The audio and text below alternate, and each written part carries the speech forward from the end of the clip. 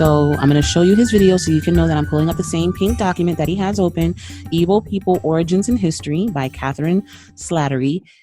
So this is the same, okay? So I'm going to let him read to you. Before we get back to that part, we're going to talk about the fact that they aren't from there. Right there, there's much speculation about the origins of the Igbo people, which he says means they're not from there. But go ahead. As is unknown exactly how the group came to form. This is taken from the University of California, Riverside. Now, here's the source from the University of California, Riverside. This link is in the description. You can read this for yourself. This is a paper. It says, let me back up. This project was completed under the direction of Dr. Leon Litvak as a requirement for the MA degree in Modern Literature Studies in the School of English at the Queen's University in Belfast. So we have names and credentials we can look up. This is another university document. So if you have a problem with what this says, take it up with them. It says Igbo land is the home of the Igbo people, and it covers most of southeast Nigeria. There's Nigeria again. This area is divided by the Niger River into two unequal sections, the eastern region, which is the largest, and the midwestern region. The river, however, has not acted as a barrier to cultural unity. Rather, it has provided an easy means of communication in an area where many settlements claim different origins. The Igbo are also surrounded on all sides by other tribes, and it gives a list of tribes. Now, this is the important part where the Wikipedia article drew from. Now, the origin of the Igbo people has been a subject of much speculation, meaning they don't know where these people came from. And it is only in the last 50 years that any real work has been carried out in this subject. Like any group of people, they are anxious to discover their origin and reconstruct how they came to be how they are. This is very important, and it's something that's going to come up again in his own sources. So it says that they are anxious to discover their origin and reconstruct how they came to be how they are. It's really moving, some of the stuff that I'm about to show y'all. I really hope that you're paying attention. You know, some of us, when we watch things, we let down our guard and our brain goes into receipt mode, and we allow it to override our thinking barriers and our scrutiny barriers. Do not allow anything I say or anyone else to override your scrutiny. Think actively, pay attention, actively engage, and scrutinize the information for yourself and see whether this brother is telling you the truth, the whole truth, and nothing but the truth. Go ahead on, bro. Their experiences under colonialism since Nigeria's independence have emphasized for them the reality of their group's identity, which they want to anchor into authenticated history. They want to anchor their group identity into authenticated history. This is his source that he got from Wikipedia. Go down. You can continue reading the rest of this for yourself. The link is in the description. But we're gonna get more so into the different sides of the Niger rivers. But it's a little bit more in here. So anyway, he moved on. I just wanted you to see that he moved on without reading the rest. Now, this is where he stopped, where I highlighted, as you just saw.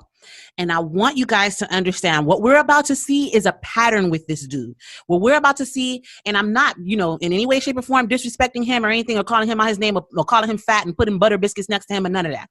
I'm just saying that, remember, he gave you two options, and he said that either Damon and I either didn't find the information, or we did find it and we didn't reveal it to you. So we know that he found this information, but did he reveal the whole thing to you? Now, his whole thing was, remember how I told you, he offered his opinion of what it means that they're trying to rediscover their origins, that means that they're not from there, right?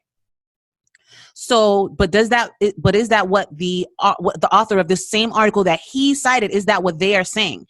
It says, so he stopped here, authenticated history, and then it says, Prologen Mina, to the study of the culture history of the Igbo-speaking peoples of Nigeria. So that is the source from which that information comes. And then it says analysis of the sources that are available. And then here in parentheses, it says fragmentary oral traditions and correlation of cultural traits. So these fragmentary oral traditions and the correlation of cultural traits have led to the belief that there exists a core area of Igbo land, and that waves of immigrant communities from the north and west planted themselves on the border of this core area as early as the 9th century. This core area, Owerri, Orlu, Okwigi, forms a belt, And the people in this area have no tradition from coming from anywhere else. What did he say? That they're not from there? Remember he read this? The Igbo are also surrounded on all sides by other tribes. So who's at the core? The Igbo are at the core. And it says here that the core area, the people in this area have no tradition of being from anywhere else. Why did he not read that to you? Why did he just say, okay, let's move on. There's some more stuff in there. That shows you that he was aware, because apparently he says that he read the whole thing. There's some more stuff in there. We ain't gonna read that part. We finna skip along.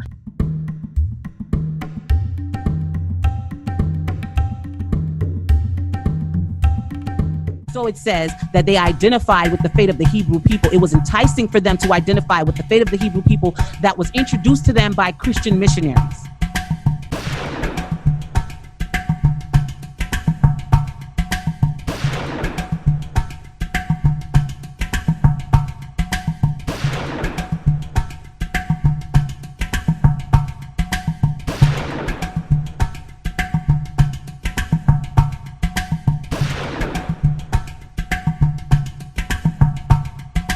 So he moved on to a document entitled The Proto History of Igbo-Jewish Identity.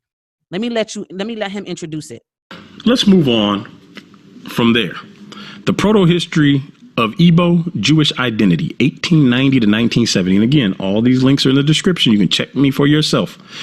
It cuts off here, this page 41.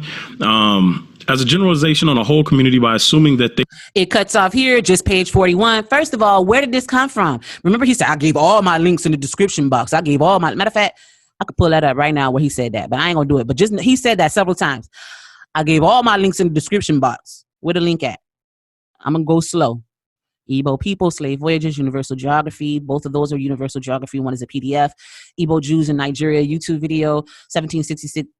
Duke of Orleans map, Nehushtan, wandering Jews of West Africa, Igbos suspected to be Jews, Spanish map, German map, John Ogilvy, tribute to the Negro, account of Negroes, origins of the slave trade, account of the origins of the slave trade, history of Jews from the destruction of Jerusalem to present time on Amazon and on Google Books. And then he goes into show your support, send me some money, da da da da da. Okay, but this source, listen guys, listen to me. This source is not listed. He said it cuts off there. Let me back it up so you can hear him say that again, because y'all think I'm playing. Go ahead, hold on. The Proto History of Igbo-Jewish Identity, 1890 to 1970. And again, all these links are in the description. You can check me for yourself. It wasn't there. It cuts off here. It cuts off here, guys. Oh, Lord Jesus. Okay, first let me let him read this. And he's starting from page 41. He tells you it cuts off there, but you're gonna see for yourself that he cut it off there, because the way the source is set up, you have to make the screenshot yourself, because Google Books does not allow you to download on this in this format. And you see the ebook is $69.88. So you can read portions of it, but you're gonna have to create the screenshot. So he made the screenshot talking about it's cut off there. So let's go ahead and let him read for y'all, because he want to read for y'all. Go ahead, bro. This page 41. As a generalization on a whole community by assuming that they were a branch of the Hebrews. The most influential works among the Igbos of Nigeria, 1921, and Niger Igbos, 1938, were written by G.T. Basden, an Anglican missionary who served in the area for more than 35 years. Basden's writings institutionalized knowledge about Igbo culture and were accepted by many Igbo as the main documents defining the essence of their entire ethnic group. Basden noticed that there are certain customs which rather point to Levitic influence at a more or less remote period. This is suggested in the underlying ideas concerning sacrifice and in the practice of circumcision. The language also bears several interesting parallels with the Hebrew idiom. He also argued that the affinity between native law and the Mosaic system is remarkable, and asserted that among the Igbo a distinct recognition existed of a supreme being, Chukwu, and his enemy, the devil, Ekwensu. This view of Igbo as descendants of the lost tribes of Israel gained prominence among Igbo clergy, who communicated the insight in church and was soon appropriated by the Igbo. So, what does that mean, bro? We have two maps.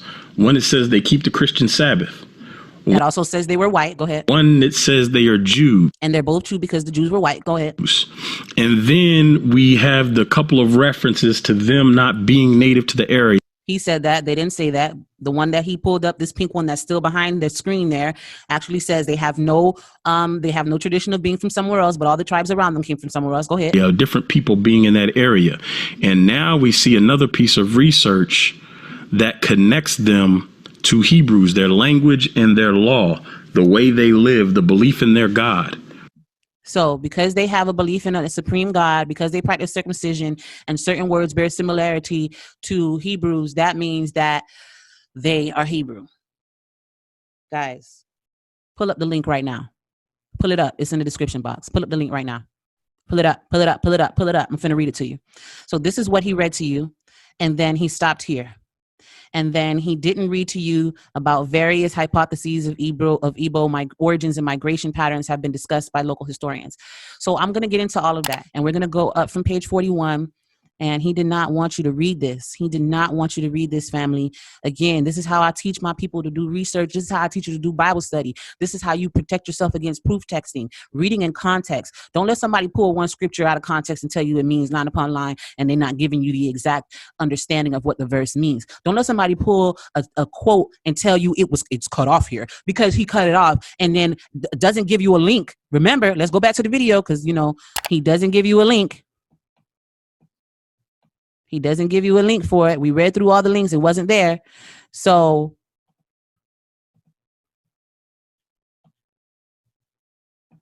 he didn't want you to read this, family. Dear Lord in heaven, please be with the hearts of people as they receive this information. Let not the God of this world blind the eyes of their minds. In Jesus' name we pray. Amen. With regard to the encounter between Igbo and Judaism, if the Igbos are Jews, why wouldn't he read this for you? Why wouldn't he read this for you, people? You got to think for yourself, family. He's lying to you. He's lying to you. With regard to the encounter between the Igbo and Judaism, one must consider the recurring theme of the Hamitic Hypothesis, supported by a large majority of 19th and 20th century colonial missionaries and anthropologists. What?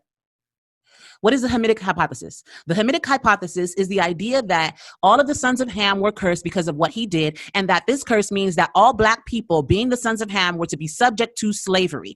This is an idea that Europeans propagated amongst themselves, and then they projected onto Black people to make them feel like slavery upon them was justified and ordained by God. That is the Hamitic Hypothesis. If you don't believe me, look it up. But that's what it says. That's what it is, that the children of Ham were cursed.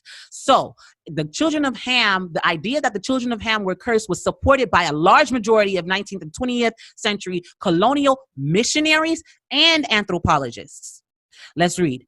From Western to Southern Africa, whatever the natives' religions were, they were interpreted by Europeans according to similarities with ancient Hebrew traditions and became the object of the most contradictory European fantasies. Let's read that again. From Western to Southern Africa, whatever the natives' religions were, they were interpreted by who? By Europeans according to similarities with ancient Hebrew traditions and became the object of most contradictory European fantasies. European fantasies. The Europeans came and saw these people, and then whatever they could use to try to construct them to being related to the Jews, they then tried to do that because they had the Hamitic hypotheses in mind.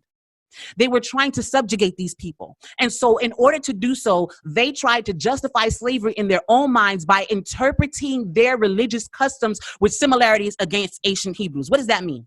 Wherever they went, no matter who they saw, they said, oh, y'all Hebrews because just this, that, and the third. Y'all do this. Oh, y'all practice circumcision, so y'all must be Hebrews.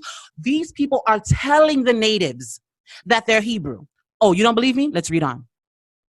The customs, religions, and cultures of the Igbo from and Ashanti from Nigeria. So the Igbo are included in this interpretation of Europeans with similarities to ancient Hebrew traditions. He didn't want y'all to read this, fam. Did you read it, fam, before you started high-fiving this man, dude? Let's go on. The customs, religions, and cultures of the Igbo and Ashanti from Nigeria, the Maasai from Kenya and northern Tanzania, the Batutsi from Rwanda and Burundi, the Pils from Senegal and Niger basins, as well as those of the Zulu, Hottentots, and Xhosa from South Africa were compared to those of the Jews. It says that their customs, religions, and cultures were compared to those of the Jews, by whom? By the Europeans, who made a fantasy about them being Jews so they could support the Hamitic hypothesis. They made it up. Let's carry on. From the beginning of the 20th century onward, a colonial discourse about Igbo religion developed as soon as government anthropologists and officers such as P. Omri Talbot, C.K. Meek, Darrell Ford, and G.I. Jones surveyed the newly occupied territories in order to identify the customary practices of their inhabitants. So basically, all of these government anthropologists, which it says up here that missionaries and anthropologists believe in the Hamitic hypothesis. So the anthropologists are people who study cities and societies. The anthropologists are coming to these newly occupied territories that are recently discovered by Europeans and trying to identify their practices by comparing them with Hebrew traditions. That's what it says. Read it 10 times if you have to. Then it says the synthesis of their works. Remember when he started reading from as generalizations on a whole. He didn't even start from the beginning of this. I don't know if you're going to read a sentence, start from the beginning of the sentence.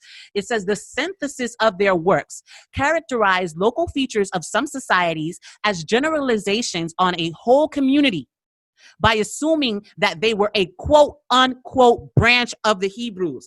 It says quote unquote. Why does it have it in quotations? Because they didn't literally believe that they were Hebrews. It says that they called them or compared them to the Hebrews. And we're going to see that over and over, that whenever they're mentioning them as Jews, they say that they are a type of Jews, or they were considered as Jews. They are like Jews. Why are they like Jews? Because they're going around with the Hamitic hypothesis in their mind and trying to color everybody as a Jew. Come on, family. Stop letting people deceive you. God gave you an intellect and a mind. And this guy says that he gave you sources, but he did not. But it's available online. I gave you the link. God wants you to use. Come, let us reason together, family. Reason for yourself. Use the God-given intelligence that you have been blessed with. Stop letting people perform hypnotism and overriding your thinking and thinking for you. Stop doing that. Stop it. Now we can put this sentence in its proper context. The most influential of which works? The synthesis of their works. Who is there? The anthropologists, the government anthropologists. So they wrote about their European fantasies of these people being compared to the Jews, and the most influential of them was Basden. Excuse me, I'm so sorry.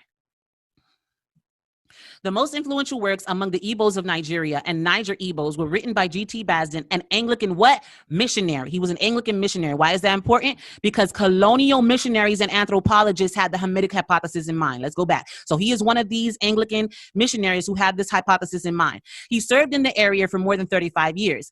Basden's writings institutionalized knowledge about Igbo culture and were accepted by many Igbo as the main documents defining the essence of their ethnic group. He institutionalized the writings. He came up with the Hamitic hypothesis by comparing these things and then saying, oh, you guys must be Jews. And then it says that it was accepted by them after he drafted it. Let's go on for further clarification. Basden noticed because of his Hamitic hypothesis that there are certain customs which rather point to the Levitic influence at a more or less remote period. This is suggested in the underlying ideas concerning sacrifice, because they sacrifice and because they have parallels with Hebrew idiom. Now here it says that he also argued that the affinity between the native law and the Mosaic system is remarkable because he has the Hamitic hypothesis in mind. And he came up with the idea that among the Igbo, a distinct recognition existed of a supreme being. So if you have a supreme being, that means that you worship the Most High. So I guess the Greeks who worship Zeus as their supreme being, I guess they were Jews too. And of his enemy, the devil. So if you have a supreme being and you have a devil, you must be a Hebrew. This view of Igbo as descendants of the lost tribe of Israel, pay attention, gained prominence among Igbo clergy who communicated the insight in the church. and it was appropriated by, you know what cultural appropriation is? Is when you take on the identity and aspects of another culture as your own. That's what people say when they see European Americans wearing braids and hoop earrings. They're appropriating our culture. It says that they appropriated it. So let's follow again. I'm trying to take it slow. I know this video finna be long, but his video was 2 hours, so y'all got to give me some grace. Y'all got to give me some room to work this now. So it says here that Basden wrote it down. He institutionalized the knowledge. He made an institution out of it. That's what institutionalized means, right? And then it was accepted by many Igbo, not by all Igbo, but by many Igbo, as the main documents of the essence of their ethnic group. Now we're going to read some more, and it's going to tell you why they would accept what this man was saying. But then it says in this sentence here that the view of Igbo as descendants of lost tribes. Why he didn't read this? Oh, he did read this, as a matter of fact. He did read this. Okay. So but now it's in its proper context. The view of the Igbo as descendants of the lost tribes of Israel gained prominence among the Igbo clergy, who communicated the insight in church and was soon appropriated. So they got the idea from Basden, who was who was a missionary, an Anglican missionary with the Hamitic Hypothesis in mind, who compared every culture that he came across with the Jews so that they could justify the subjugation and oppression of these black people. And then he communicated that to them who already had priests. They already had priests and they had their own religious system. So then he tells the priests that, oh, y'all must be descended from the Jews. And then the clergy communicated that idea in church, and it was soon appropriated by the Igbo. Legends of origins, even if they widely differ throughout the Igbo area, play a fundamental role in the self-definition of Igbo societies and villages. The Aro region, remember he said he was going to talk to you about Aro Chukwu, the Aro region in extreme east and Ri region in the northwest of the Igbo area are mentioned in traditions as the cradles where Igbo culture can be found. The cradle, you know what the cradle is? Where something was born. The cradle of civilization is the Mediterranean. That's where civilization was birthed. The cradle is where? In Africa. This is what their own tradition says. It doesn't say that they came from somewhere else. Remember the source that he pulled up for you and didn't finish reading, that it said that they have no tradition of being from somewhere else. Their indigenous traditions say that they came from there. So I want you guys to go back and read all of that, because it gives you different ideas about where the people say they were from. Remember that the Europeans planted the seed in their mind that they're Jews. So it says, if we take into account the sources showing that Jewish traders and caravanners did indeed crisscross the Sahara, one can imagine how a repertoire of religious ideas about African Jews might become part of an alternative tribal history among the Igbo. An alternative to their tribal history, meaning their indigenous history did not include these elements. But let's read some more. Let's read. He didn't want you to read this. From what has been said in the preceding paragraphs, it has become clear that Igbo identity was defined by divergent cultures, dialects, interests, and aspirations. Given the extent and diversity of people involved by the term Igbo and the decentralized character of Igbo society, the loss of their own religious traditions and spiritual heritage contributed to an uncertain self-image among the Igbo people. They didn't feel, remember he himself said they're trying to anchor their history in something that is tangible. He read that for you. And now it's saying the same thing in this article. Well, this is a book, African Zion Studies in Black Judaism. The ebook is $69.98. It says here that given the extent of diversity and the decentralized character of their society, the fact that they lost their religious traditions, and their spiritual heritage, contributed to an uncertain self-image among them. This is important, people. They felt like they didn't know who they were. Does that sound familiar? At this early stage of Igbo ethnogenesis, or the beginning of their culture, the cultural elements of the Old Testament, spread by Christian missionaries, influenced the formation of the cultural framework upon which Igbo people could search for a shared history and perspectives. It says the Christian missionaries gave them this idea that they were Israelites. It says this early stage of the Igbo ethnogenesis, the cultural elements of the Old Testament, spread by who? Spread by the Christian missionaries. The Christian missionaries influenced the formation, the beginning, the creation of the cultural framework upon which the Igbo people could search for a shared history and perspectives.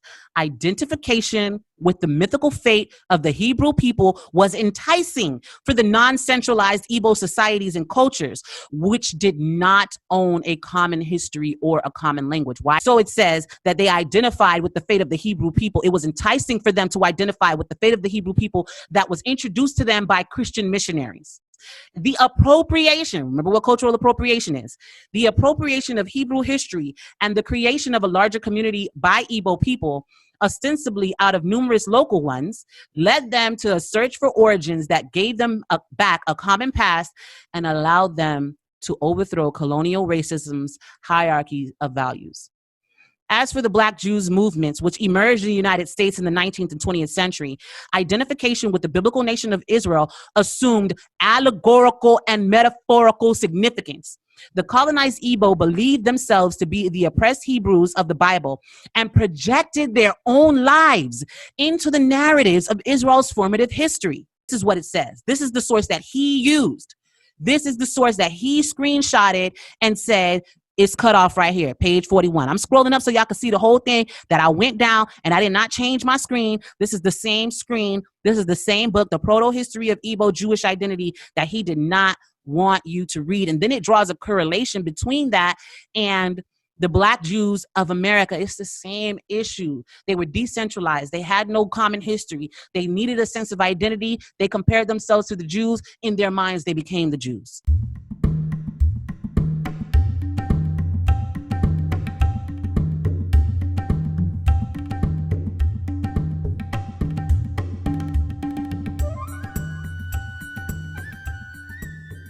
Now he's on another article. Black Jews, the religious challenge or politics versus religion. I gave you all my sources. Check me, fact check me. Do you see Black Jews here? That's my video, Nefer Nitty, Igbo people Wikipedia, Igbo people, the other article, slave voyage database. We haven't gotten to these. University of Geography, Igbo Jews in Nigeria. That's a YouTube video, 1766 map. Nehushtan, Wandering Jews, Igbo Suspectors, another map, John Ogilvie, we already read that. Tribute for the Negro, account of the slave trade, history of Jews from the destruction of Jerusalem to present time. Is the phrase Black Jews, the religious challenge or political versus religion in there? No, it's not. Now, if you weren't surprised by the other screenshot of page 41 that he gave you, whether you were or weren't, this one is worse. This one is worse. This is another article that you have to download. He didn't give you the link. If you don't have a JSTOR account, you're not going to be able to read it, but you can create a JSTOR account for free, and they allow you to read them for free, but you can't download it. You have to pay to download. But basically, you can just screenshot it, and that's what he did here. He read it, he screenshotted it, and he's going to start on page 217 and then read to you and tell you to skip to page 235. But what Nephew's going to do, because I'm being honest with you guys, I'm going to read through his credible source, and we're going to see exactly why he only screenshotted these portions and gave you the version of the story that he wants you to have. So I'm going to let him speak and let him read to you, and we're going to read alongside him. Black Jews, the religious challenge or politics versus religion. So once again, I'm going to let him read it to you. I'm going to let him read what he wants you to read and give you the conclusion he wants you to give you. Then we're going to fact check him. Let's go. A second. So now, we read earlier that the Europeans were fairly well informed of who was over there and that they specifically wanted certain ethnicities for their plantations, right? Mm-hmm. So now here's another book. Ulysses Santa Maria wrote this book published by Cambridge University Press called Black Jews, the Religious Challenge or Politics versus Religion.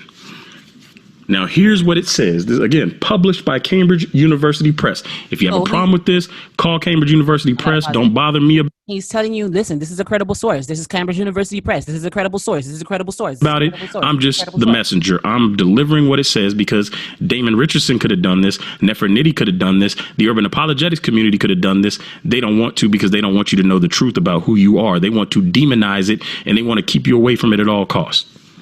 I want to keep you away from it at all costs. Demonize it. So I'm going to give you the whole thing, the whole truth. That's why my video is entitled The Whole Truth. I'm going to give you the whole truth. Here. So go ahead, let's start reading right here, page 217, and I'm going to go to page 235. Amongst the many religious groups to be found in the United States One is remarkable and very little known, the Black Hebrews. This group shares structural characteristics common to many minorities, but is also distinguished by a dual identity derived from the experience of slavery and the cultural mix specific to the New World.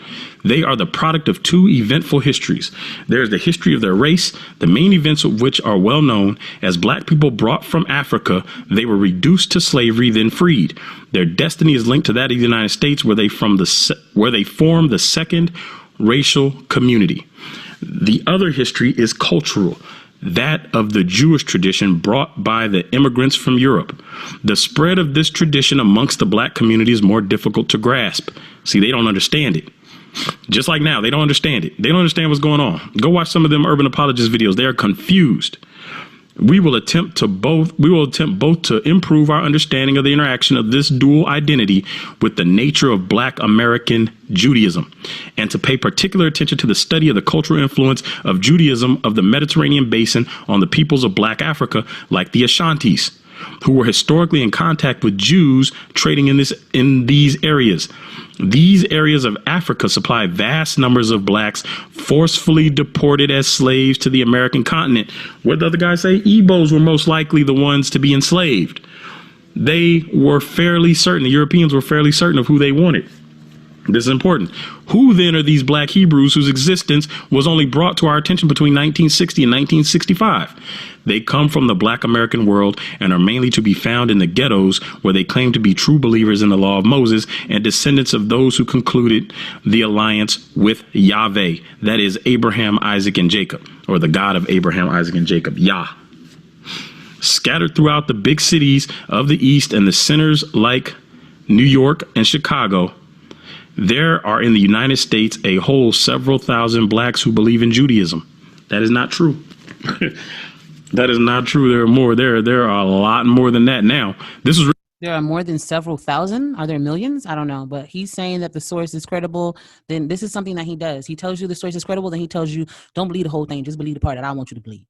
Written in 1985, so it may have been true then, and even then I suspect it wasn't true. I suspect there was a lot more.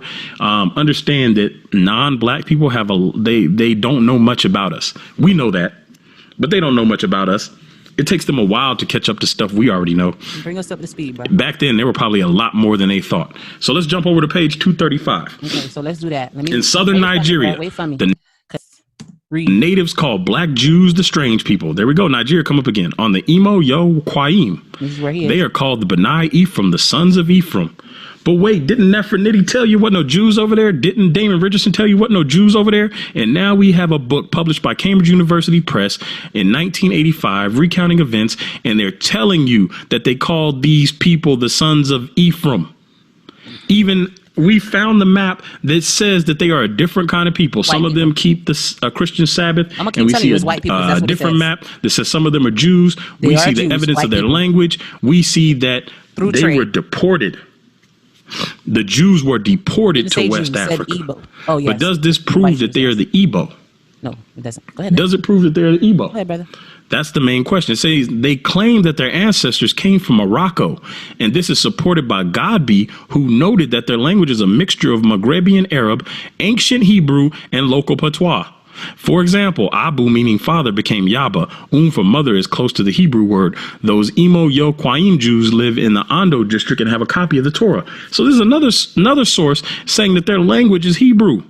Did it say that? And yet the urban apologists want you to believe that these Igbo people... their language was Hebrew. It did not say that. It said that it's a mixture of Arabic, Hebrew, and the local language. And then it even told you that before, in addition to Portuguese Jews being expelled there, that there was trade in that area and that they picked up certain word in the trade. But that's okay. Remember the fair-skinned Portuguese who were kicked out of Portugal, and he's saying that they're black. But let's continue. I'm going to let the brother read. Go ahead, brother. Are not who we believe they are. No, they're not. Go ahead. Our ancestors are not who we believe they are. And that says the Imo Yoquaim Jews live in the Ondo district and have a copy of the Torah. The study of customs and rites and the analysis of semantics of these African tribes have led many of their observers to propose some hypotheses and even draw some conclusions. Dr. Alan H. Gabi reached the following conclusion. These factors have a very specific significance if we consider the presence of Judaism among the American Negroes. Hundreds of thousands of slaves were transported to America from West Africa during the trade, which started some 400 years ago. What traces of Judaism still remained among the Negroes of West Africa at that period? To the extent that they were persecuted, they were more likely than other Negroes to be seized during wars and sold as slaves. Let me say that again.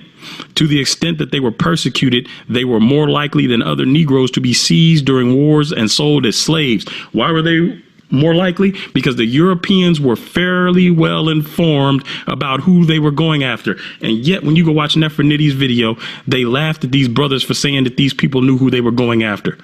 When you watch Damon Richardson's video, they mocked these brothers for saying that this is Judah. And here we have another source, not a black source, but another European writing about this and saying that these people were more likely to be seized and that they are linked to Hebrews through language and tradition, just like the other source.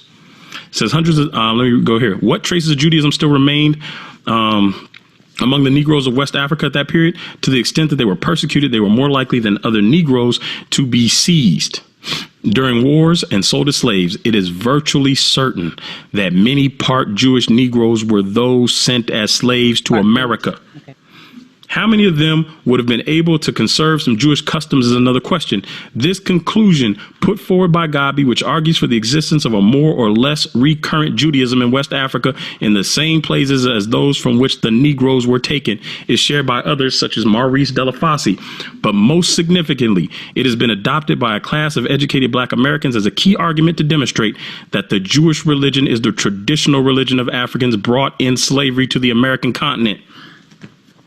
So there. Again, don't tell us we don't have no evidence. Right here, they're saying Judaism. I'm sorry, I don't want to cut you off, brother, but I just want y'all to see that his little screenshot here that he created. He wanted you to know that it was Cambridge University. He wanted you to read page 217, which is the first page of the article.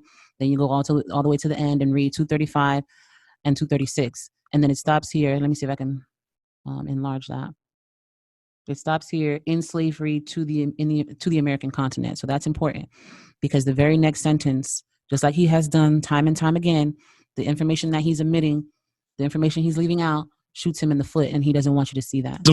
I gave you the receipts. These are all the links are in the description. You can go click them and read them. All the links are not in the description. This link is not in the description. Y'all want to look again? It ain't in there. Ain't nothing about no black Jews and no politics. None of that. He did not put this in there. Why? Because he didn't want you to read it. Go ahead. Presented. If you have a problem with Damon Richardson being a false teacher, that's something you need to address him about, because him and Nefer Nitty could have found this and presented it to you. And I do not believe that they missed all of this evidence. I do not believe that he missed all of the evidence in this article between the pages of 217 and 235 that I'm about to show you. There's no possible way. You could literally throw a rock and hit this evidence. Even if you weren't even trying to search for this stuff, you could find it. And here's Morocco. Did he show you anything between 217 and 235? He did not. But guess who is going to do it? Neffy. Neffy going to do it for you. So again, I have a lot of notes.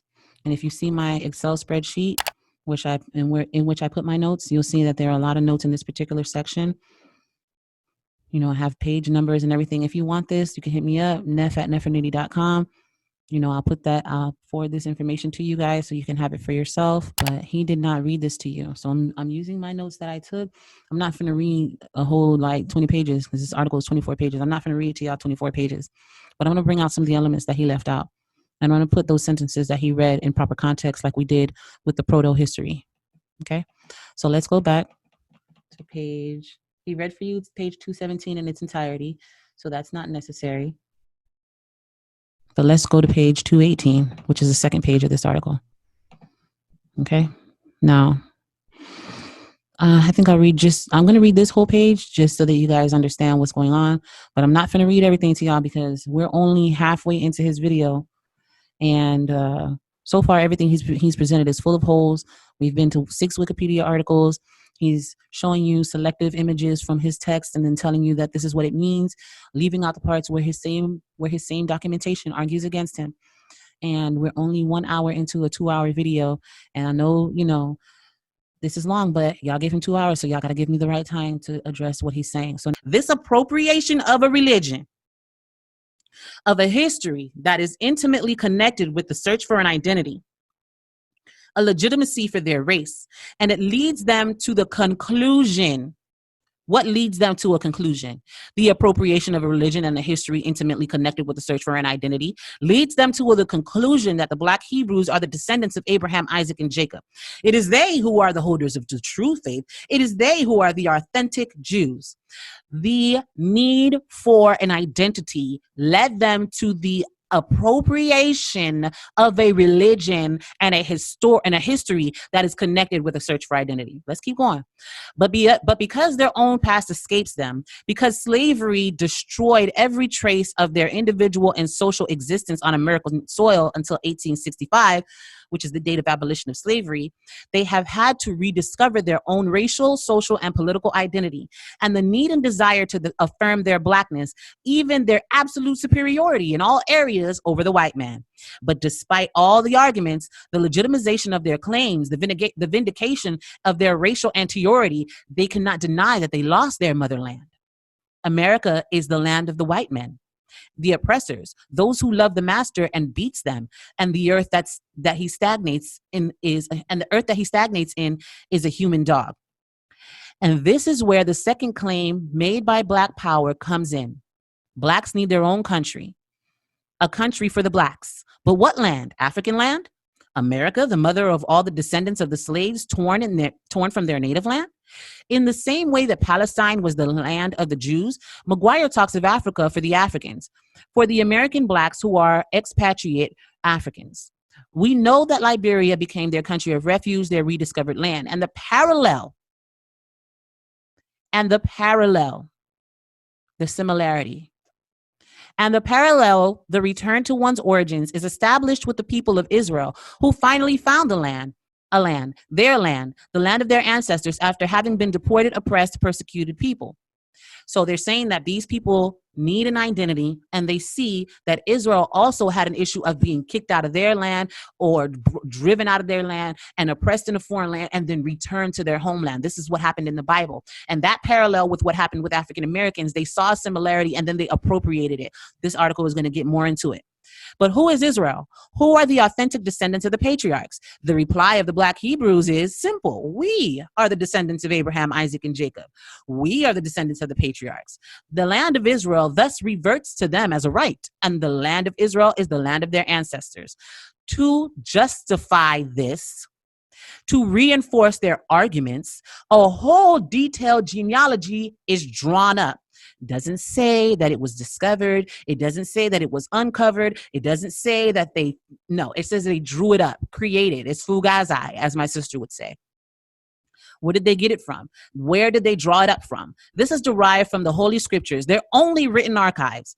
A selection of verses is selected, which are subject to a detailed and pointed interpretation, which reveals the validity of their claim. So they interpret it and they point it in a certain direction. They read to you certain selections of scripture, just like he showed you certain selections of even this very article, and he gives you his own interpretation, just like they do with the Bible, and tell you to think that it means whatever they say it means.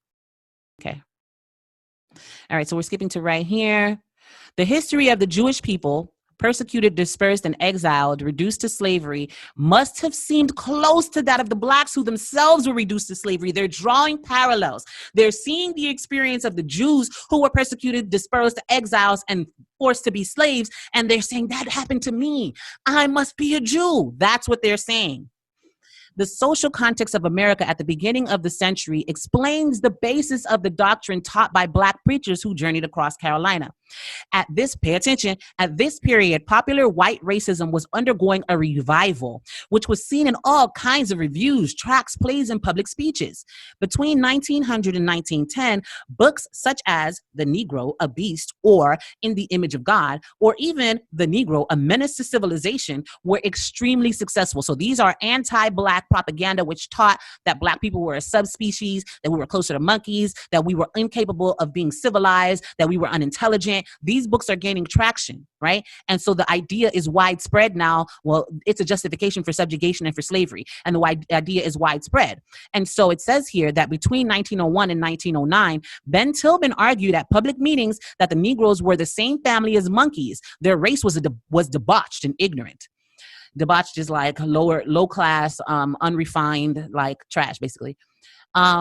This increase of white racism was not the sole prerogative of the Southerners, but the Southern states, but was found throughout America. So it wasn't just in the South that they had racism. It was all across America. As a response to the violent attacks of their racist adversaries, they developed the idea of Black people as a chosen nation, the chosen nation.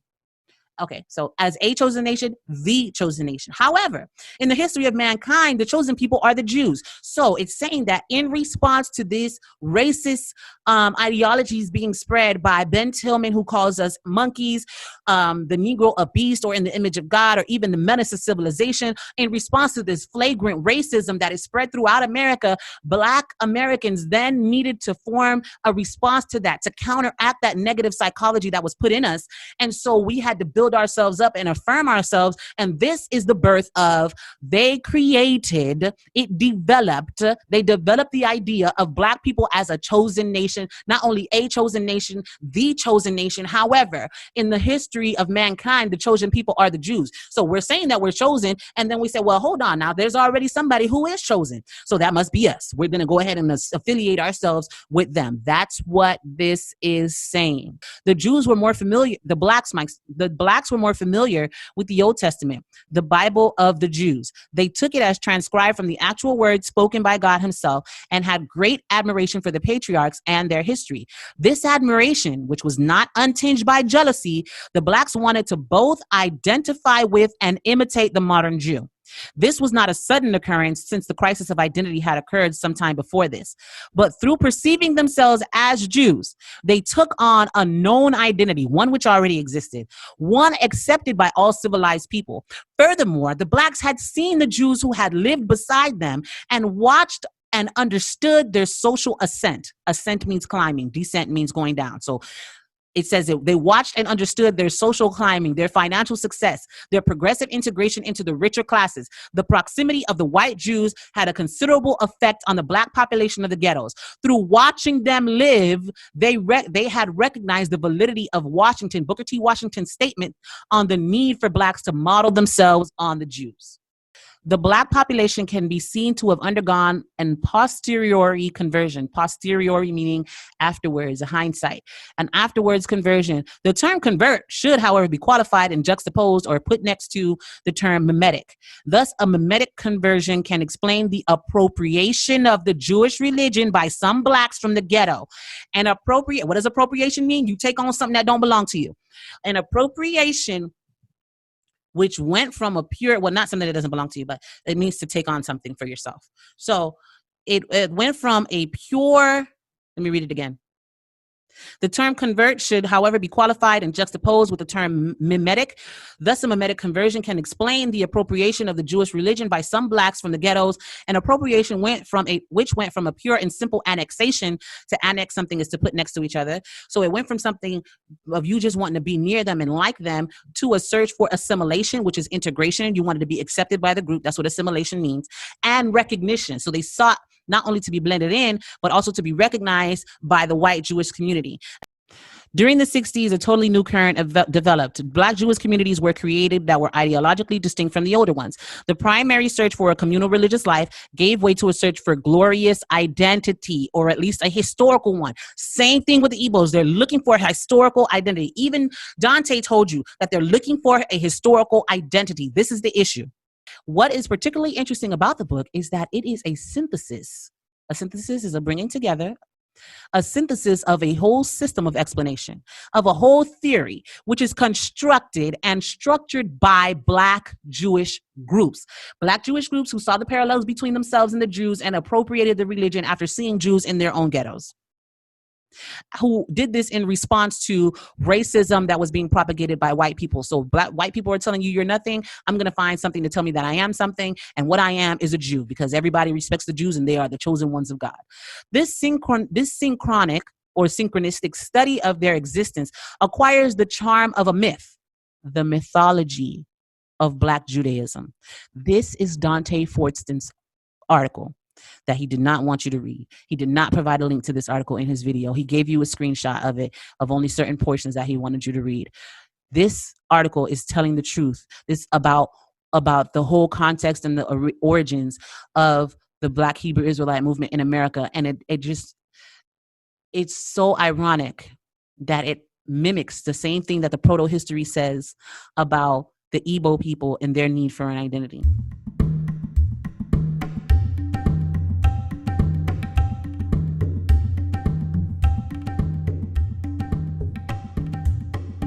Moving on, the founding myths. In a society with non-existent collective memories, for which the past only exists in fragments and cannot be discovered through, so they don't have a past that they can discover through what? Through tangible facts, events, written or archaeological documents, there is a vital need to create an artificial or mythical past. The need is to create a past. If this historical past does not exist in society, the society must, in effect, elaborate myths in order to explain its origins, its connections, its value as an element of continuity. Thus, the original myth formulates what a society claims and its origin at the beginning of time. It locates its structures the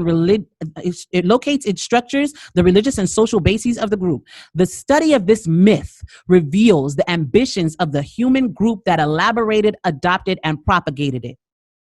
Few human groups in societies could have a greater need to attach themselves to a past or create one than the Black American community. As Black men who were torn from the African continent, their homeland is Africa. America was originally peopled by Red Indians who were colonized by the white man.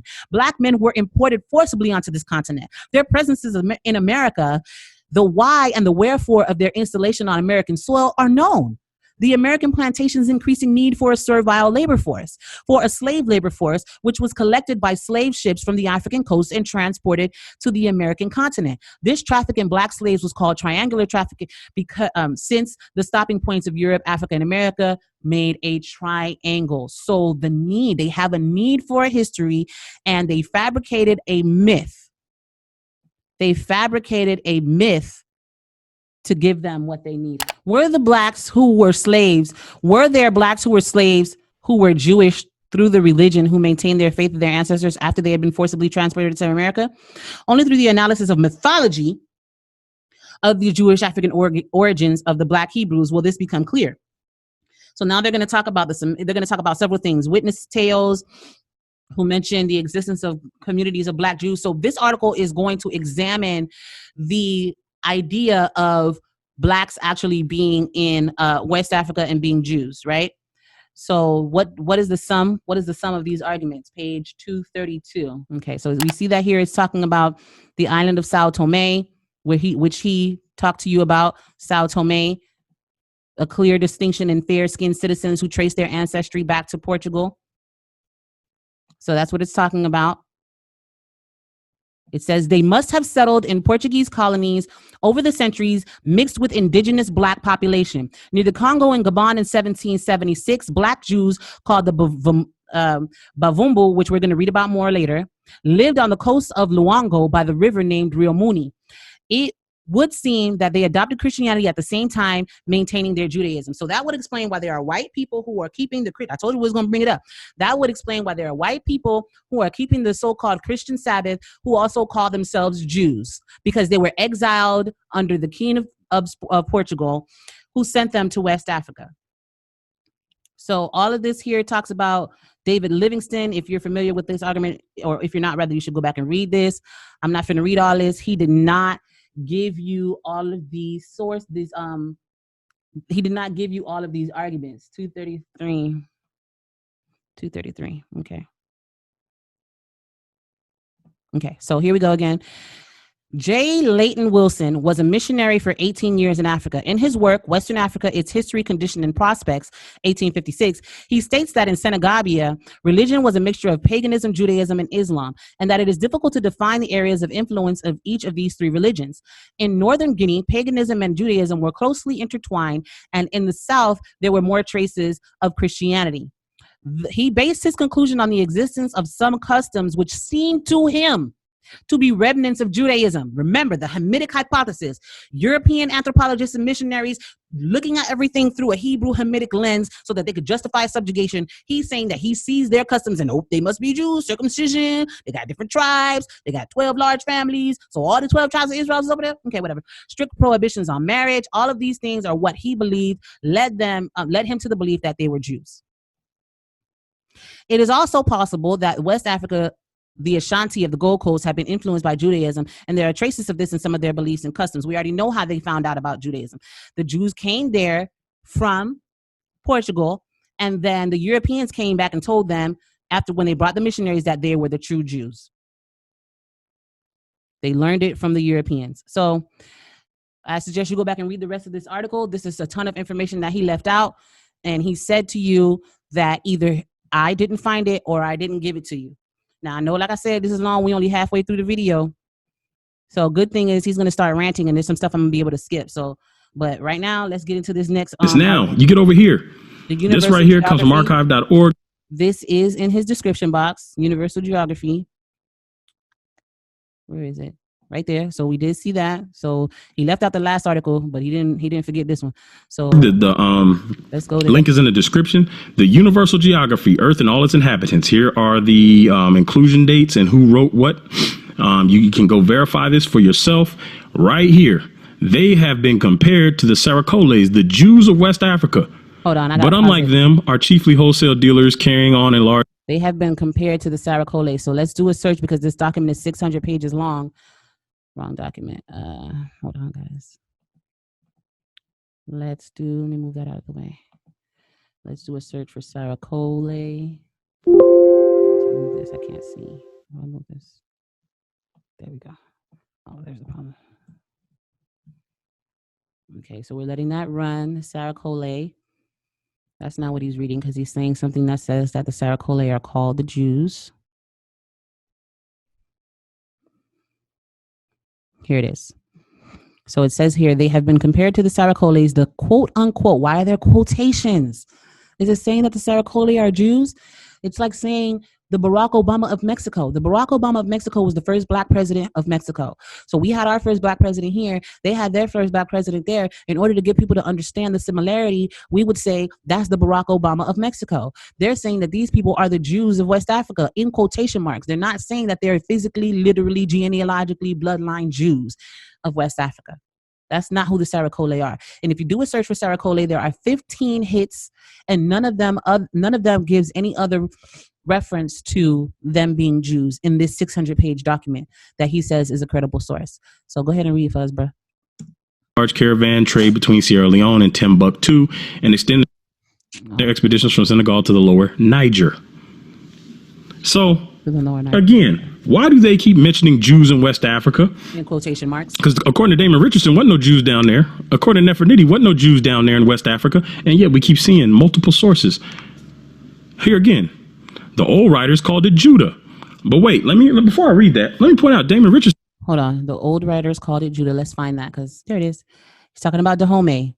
Very interesting. He's talking about Dahomey. You see right here, it talks about Ouida. Why did he start from the old writers called it Judah? Why did he skip east of the Great Popo River begins Dahomey territory, guarded by important town of Glehwe, which we read in the Wikipedia article, Kingdom of Ouida, I think it was. One of them talked about Glehwe. Hold on a second. See? Glehwe. Literally farmhouse, right? Why did he skip that part? Let's go back to, where is it? Universal Geography. He skipped and he started from reading from the old writers called it Judah. But it says here, known to Europeans by various names, Fida, Huida, Huida, Huida.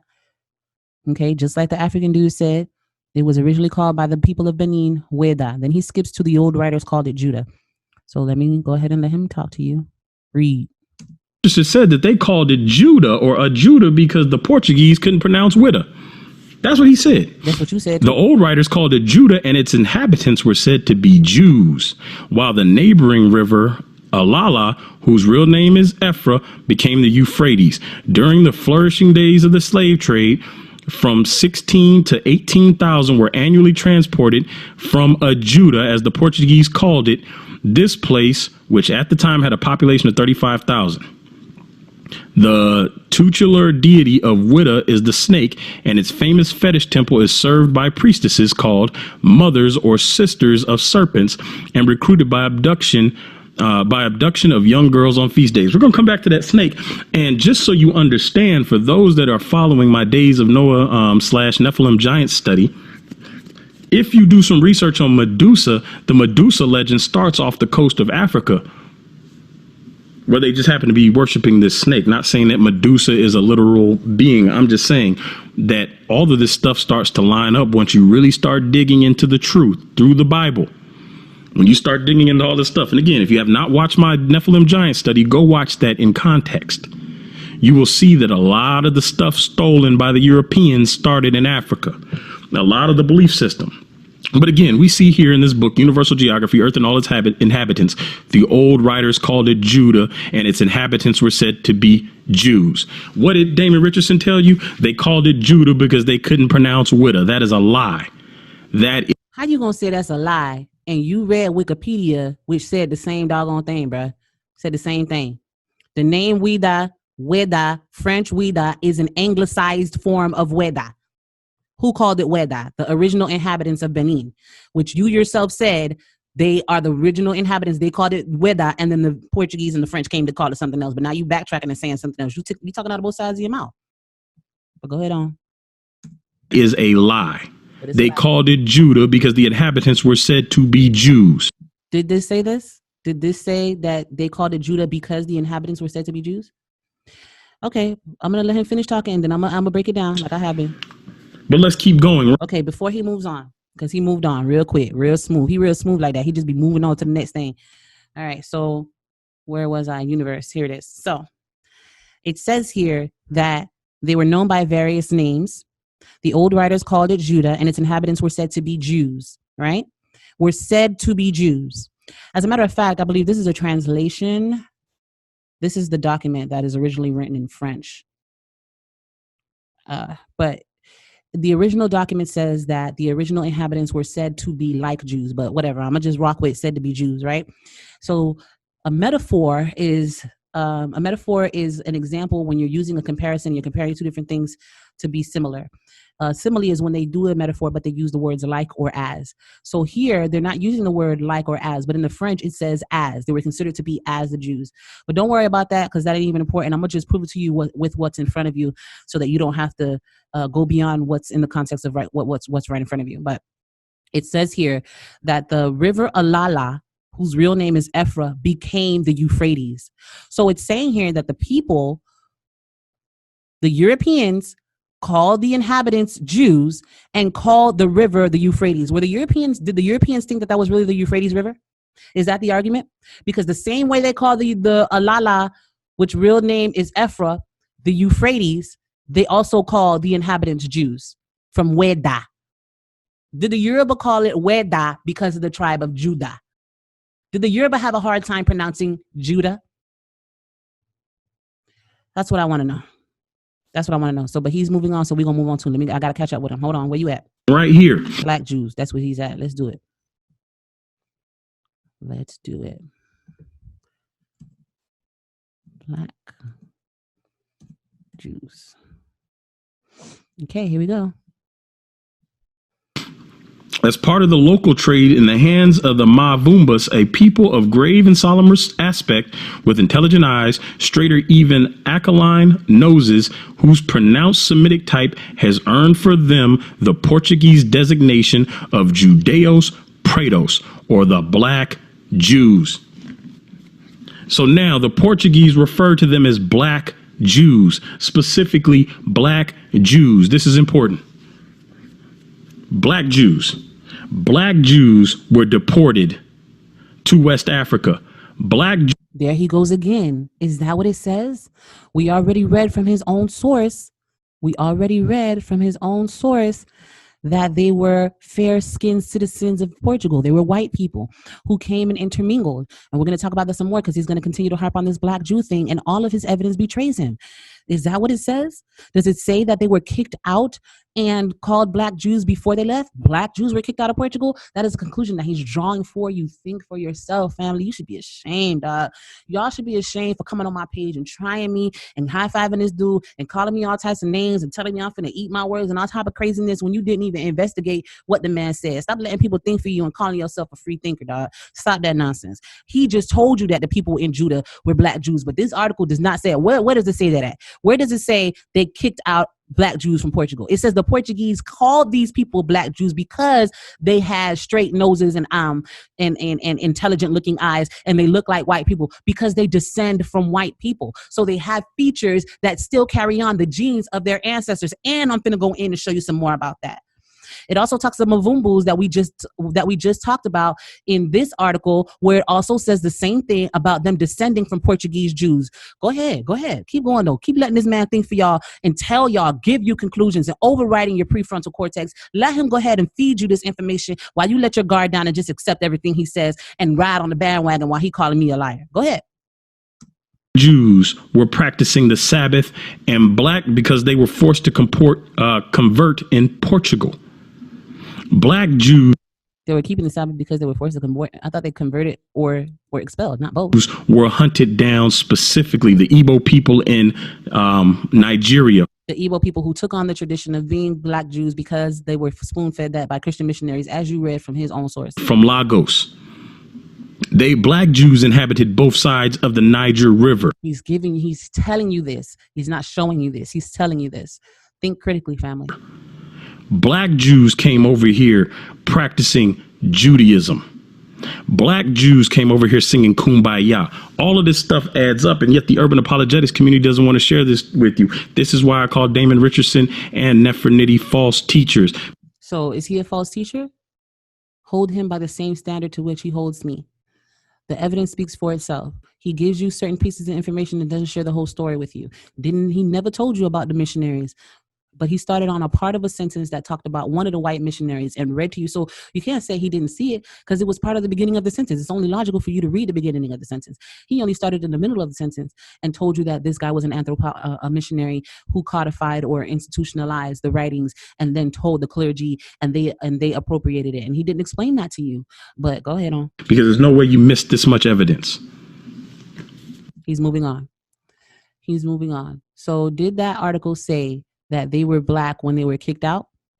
Or did it say that they maintained European features that could be regarded as Semitic? Did it say that? Which one does it say? Why are they Black Jews? Why are the Portuguese concerned with Black Jews?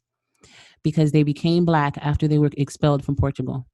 So, but he moved on, so I'm going to move on. Let's go ahead, brother. What did we say? Keeping the Christian Sabbath. Some of them were keeping the Christian Sabbath.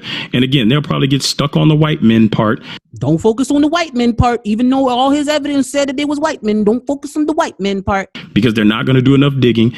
Because I'm not going to do enough digging and read everything you said and go to your sources, which say that these people were light-skinned and fair-skinned and they can trace their ancestry back to the white Europeans. It says, or at least a different kind of people from the Blacks who wear clothes, have the use of letters, make silk, and that some of them keep the Christian Sabbath.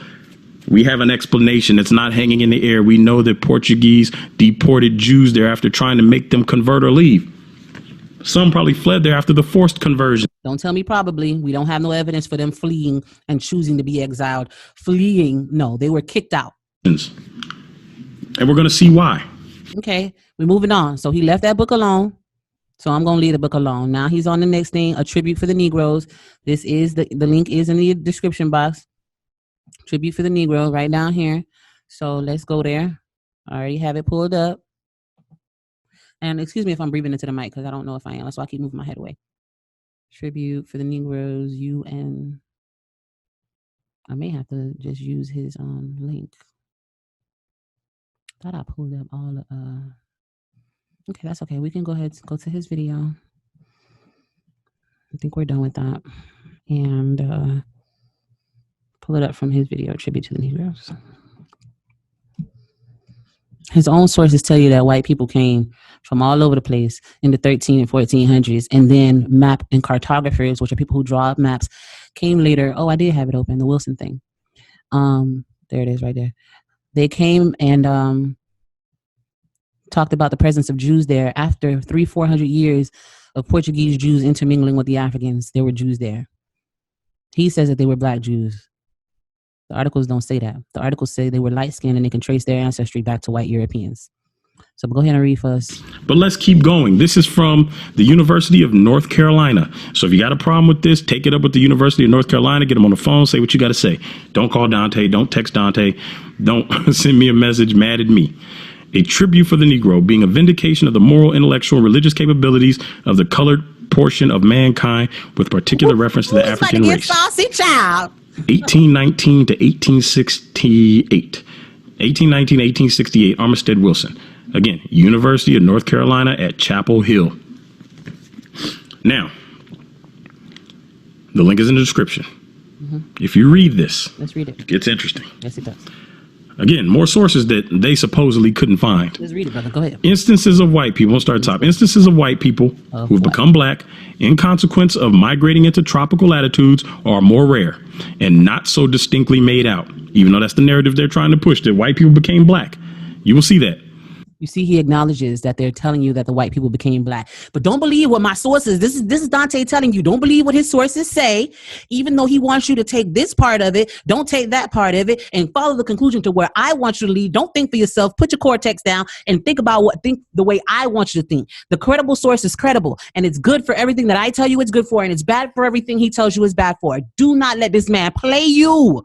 He playing you for a sucker right now. He trying you like you stupid right now. Just like Damon said, they play us for a fool. They're out here trying to play you for a fool. He out here trying to tell you don't believe what his own article is telling you. So why did you bring it up? Because you are trying to be self-serving and use it for what you wanted to be for, and leave out the part that you don't like. You can't do that. That's not research. That's not how we operate, family. And really, I can't even be mad at him because he's just trying to push his own agenda and find his identity in something that must be greater. Just like we just talked about in his own sources, that the search for a cultural and historical identity pushes people to try to ground themselves and anchor themselves in this history, which has already been established in the Old Testament with the Jews. It ain't even really it's a psychological response. But your psychological response must be to weigh the evidence and see what is true and what is false. The truth, the whole truth, and nothing but the truth. So help you God. That's a modern narrative they're trying to push. And even back then, they're saying this is not the case. This is rare and not so distinctly made out. Yet, according to several accurately informed and scientific writers such as Waddington, Dr. Ruppel, and M. Rozit, there are black races in Africa among the genuine descendants of immigrants from Arabia. Detachments of the Arabian family immigrated 11 or 1200 years ago into northern Africa, where they have founded states of some importance, and in some instances they have passed into perfectly black complexion. See, they're trying to explain this as in it's rare, but these people over here went over here and became black. But isn't that what the map said, that there were white people in West Africa? Didn't the map say there were Jews there, white Jews there? He said they were white and they were Jews. And he keeps trying to tell you to dismiss the fact that they said they were white. But all of this evidence he keeps showing you out of his own repertoire is showing you that they're white. But he wants you to ignore that. Why? Why you can't just admit half of your ancestors was white and the part that you got your Judaism from was white? I could respect that, even if you was part of the 1.3%, 1.37%. Maybe your 1.37% is in there and you descend from Portuguese Jews who mix with indigenous Africans.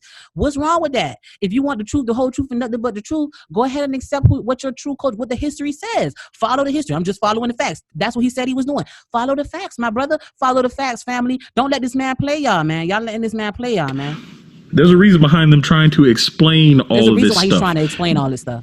I'll come back. I don't want to get ahead of myself. Don't get ahead of yourself. Although improved in form and stature, notwithstanding that they reside to the north of the Negro countries, a remarkable fact in the history of Leongo, in the Empire of Congo, this is all along the coast of West Africa, is that the country, according to the statement, which was fully credited by Oldenorp, himself a writer of most correct judgment and of unimpeachable veracity, contains many Jews settled in it. So what these terms mean, my family, my beloved, a statement which was fully credited. So they're basically riding on Oldendorp for his credibility. They're saying that he's a writer of the most correct judgment. He's great judgment, unimpeachable veracity being truth and accuracy, and then it contains that many Jews settled in it. So Jews settled in it. So he's saying that, you can rely on this information. So can we rely on it or not? Like, what you want us to do? Why are you giving us information you don't want us to believe? I don't understand that. That don't make no sense. Carry on. Leongo in the Congo. That's all across West Africa. We've seen this. Nigeria, Leongo, the Congo, Sao Tome, Principe. It says many Jews settled in it, who retain their religious rights and the distinct habits which keep them isolated from other nations. Though thus separate from the African population, they are black and resemble the other Negroes in every aspect as to physical character. It is probably an allusion to this case that Pennington in his textbook says the descendants of the colony of Jews, originally from Judea, settled on the coast of Africa, are black. I think I lost it. Let's go back. I don't want to miss nothing. I think I hit a citation by mistake. Sisters of White. Okay. And then he went to this page. And then he read, who retain their religious rights in the districts, keep them isolated from other nations. Though thus separate from the African population, they are black and resemble other Negroes in every respect. It is probably an allusion to this case that Pennington in his textbook says the descendants of a colony of Jews originally from Judea assembled on the coast of Africa are black. Okay, so that's the last thing he read. So let's let him continue. Let me read that again. Read it again, brother. It is probably an allusion to this case that Pennington in his textbook says the descendants of a colony of Jews originally from Judea settled on the coast of Africa are black. If we go down and we read here, the Portuguese who planted themselves on the coast of Africa a few centuries ago have been succeeded by the descendants. Let me read that again. The Portuguese who planted themselves on the coast of Africa a few centuries ago have been succeeded by descendants blacker than many Africans. What does that mean, brother? One more time. The Portuguese who planted themselves on the coast of Africa a few centuries ago have been succeeded by descendants blacker than many Africans. He read it to you 3 times. Why are the urban apologists not sharing this with you? Why did Damon Richardson not share this with you? Why didn't Nefer Nitty share this with you? They have no desire to share the truth with you. They have a desire to be right, which has turned them into false teachers willing to get on stage at a truth conference and lie. And then he influenced Nefer Nitty with his lies. And instead of doing the research and fact checking him like a good researcher should, she instead took the word of some random dude in Africa and used it as a source. And yet we see here, it keeps referencing that these people are black. The Portuguese that came down there were black. Did it say that? It did not say that they were black. He's telling you that it said that they were black, but then he tells you not to believe when it says that they were white. He's telling you a lie, family. I pray to God that you can see this. The man just said they trying to tell you they turned black, but then he turned around and said they're telling you that they came from Portugal black. They're not telling you that. He's telling you that. Nowhere in any of the evidence that he has provided did it say that they left Portugal black. It says that they are identified by Portuguese as black Jews because they retained Jewish features and yet they were black in skin color. And that's the same thing this article is saying. And he skips some other stuff in between here like he keeps on doing. So let's go back. He stopped here. Coast of West Africa are black. It says, M. Rose declares that there are many Negresses in the Algerine country, whither they have doubtless been brought from the interior of Sudan, and very probably from Hausa, who are of a jet black color, but with truly Roman countenances. What's a countenance? Countenance is a face. So they are jet black in color, but they retain Roman features because they descend from people who mixed with black folk. They became black. He's telling you not to believe your own eyes. You gonna let the devil do that? I'm not calling him the devil. Are you going to allow somebody to manipulate you into believing what they say over what you see with your own eyes? In one case, a degradation of resembling that instance among the Irish people has been recorded to have taken place on the oasis of Fazan. The general appearance of the men in that locality is plain, and their complexion black. The women are of the same color and ugly in the extreme.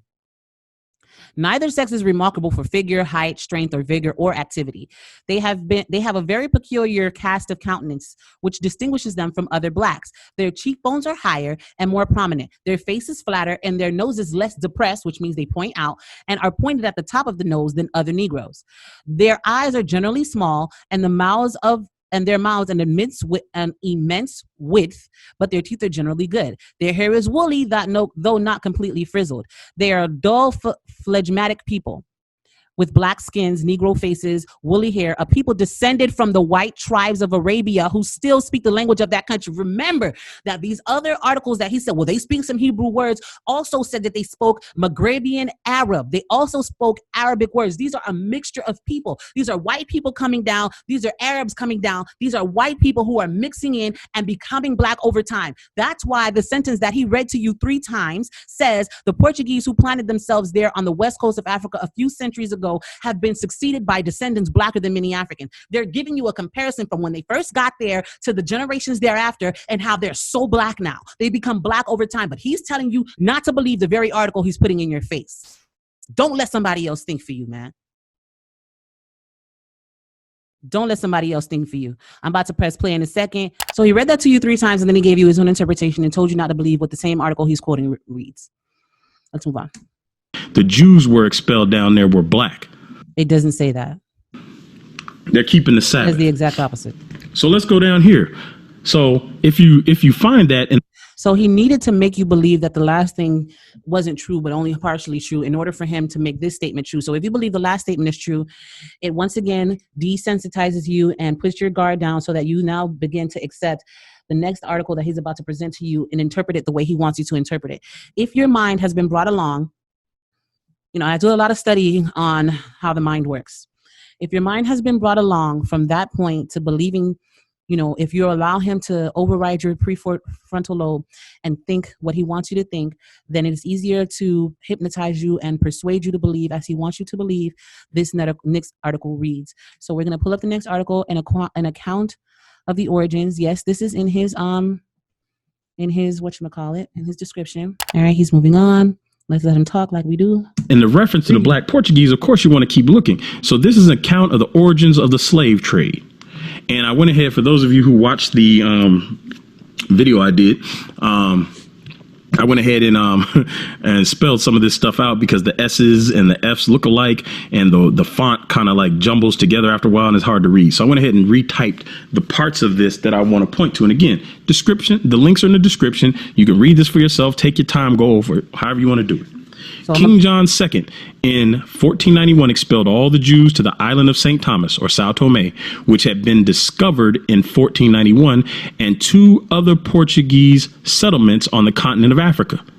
And from these banished Jews, the black Portuguese, as they are called, and the Jews in Leongo, who are despised even by the very Negroes, are descended. So didn't we just read from the other source right here that they're in Leongo?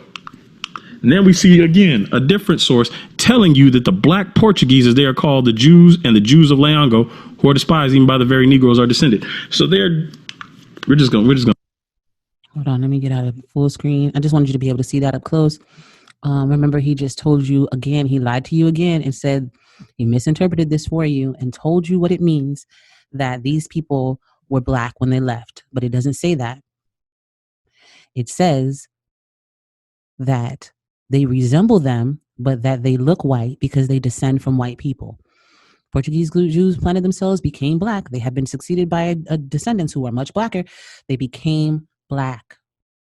But he keeps telling you that it said something it didn't say. So that way he can give you this information and paint it in a light, just like he's been painting all the other information we've seen so far. So far, we've seen him talk about a map that says the Jews, there were white people. And he says, forget that part. They were different from other Africans and they kept the Christian Sabbath. There were Jews in the 1760s in West Africa. And we already know that in the 1400s, they were expelled from they were expelled to West Africa from Portugal, and they were white, because their descendants still have the light-skinned, fair-skinned citizens who can trace their ancestry back to the Portuguese Jews who were white people. He's been been giving you articles and redacted versions of stories that tell you that the Igbo people took on their identity from Europeans because they felt like they didn't have an identity. The other article about African Zion from that book, it tells you that Black Hebrew Israelite movement in America became as a result of Black people not having an identity and them searching for one and taking on aspects of a well-known culture and trying to get validity by doing so. So every piece of evidence he's given us so far is either Wikipedia and proves my point that the kingdom of Judah was named Weda, which he says he calls me a liar for saying, and then all the other evidence that he shows you so far has been reinterpreted by him, and he's telling you not to believe what you're reading. So now he's going to tell you something else about what this says. So let's listen to him. We'll keep going. These Negroes were purchased in Guinea, Congo, Manicongo, and the colonists had plantations furnished with 150 to 3,000 Negro slaves. Remember, they were fairly well informed about who was who, and they wanted specific people. They wanted them Hebos. Based on their character. The Hebrews. So they could dominate the economy. In the beginning of the 16th century, the Spaniards and the Portuguese began to transport Negroes for familiar labors to the West Indies and Brazils, by which the Negro trade was rapidly increased. The Portuguese deported the Black Jews into West Africa. Nowhere did he ever prove to you that they were Black. His own sources say that they were white when they left and they became Black over time, but he tells you, don't believe that, believe me instead. Believe my version of the events. Instances of white people who have become Black in consequence to migrating into tropical latitudes are more rare and not so distinctly made out. Yet, according to several accurately informed scientific writers, such as these people, there are Black races among the genuine descendants of immigrants from Arabia, the Arabian Peninsula, talking about Morocco, which he showed you before. Keep these things in mind. Spain is part of that. Keep these things in mind, people, that these people came from Portugal and became Black over time. They were not Black when they left Portugal. But let this man keep telling you what to believe. This is why we're getting lost. And then they started deporting these same people into the West Indies, aka the Caribbean islands. 400 years later, they were deporting these people. Go ahead. Jamaica and all those islands down there. That's why those people down there are Rastafarian and identify with the tribe of Judah. But we don't hear them talking about that. They don't want to tell you that. And when I say they, these people, I should do a video on Rastafarianism. Rastafarians do not identify with West Africans and say that that's why they have their claim.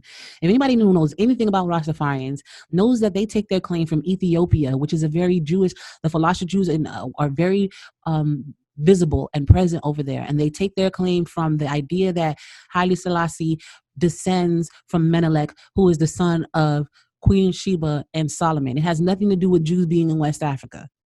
But go ahead and keep spinning tails. We're talking specifically about the people who oppose the truth, that don't want you to know who you are. Okay, so he moved on.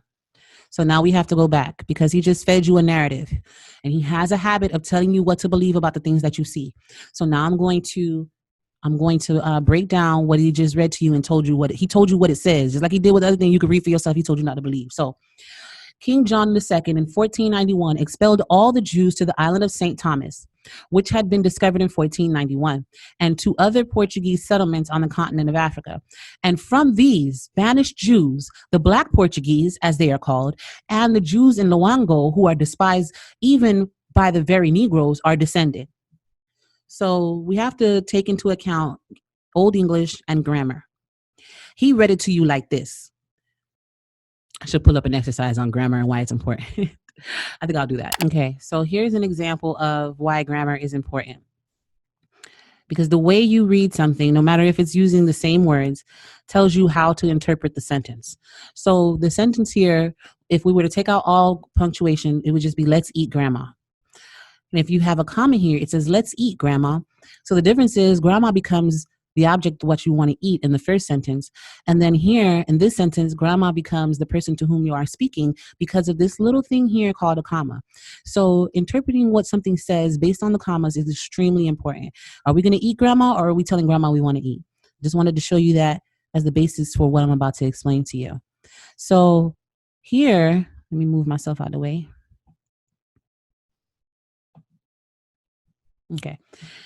here it says that he expelled them. Okay, so in 1491, expelled all the Jews to the islands of St. Thomas, which had been discovered in 1491, and to other Portuguese settlements on the continent of Africa.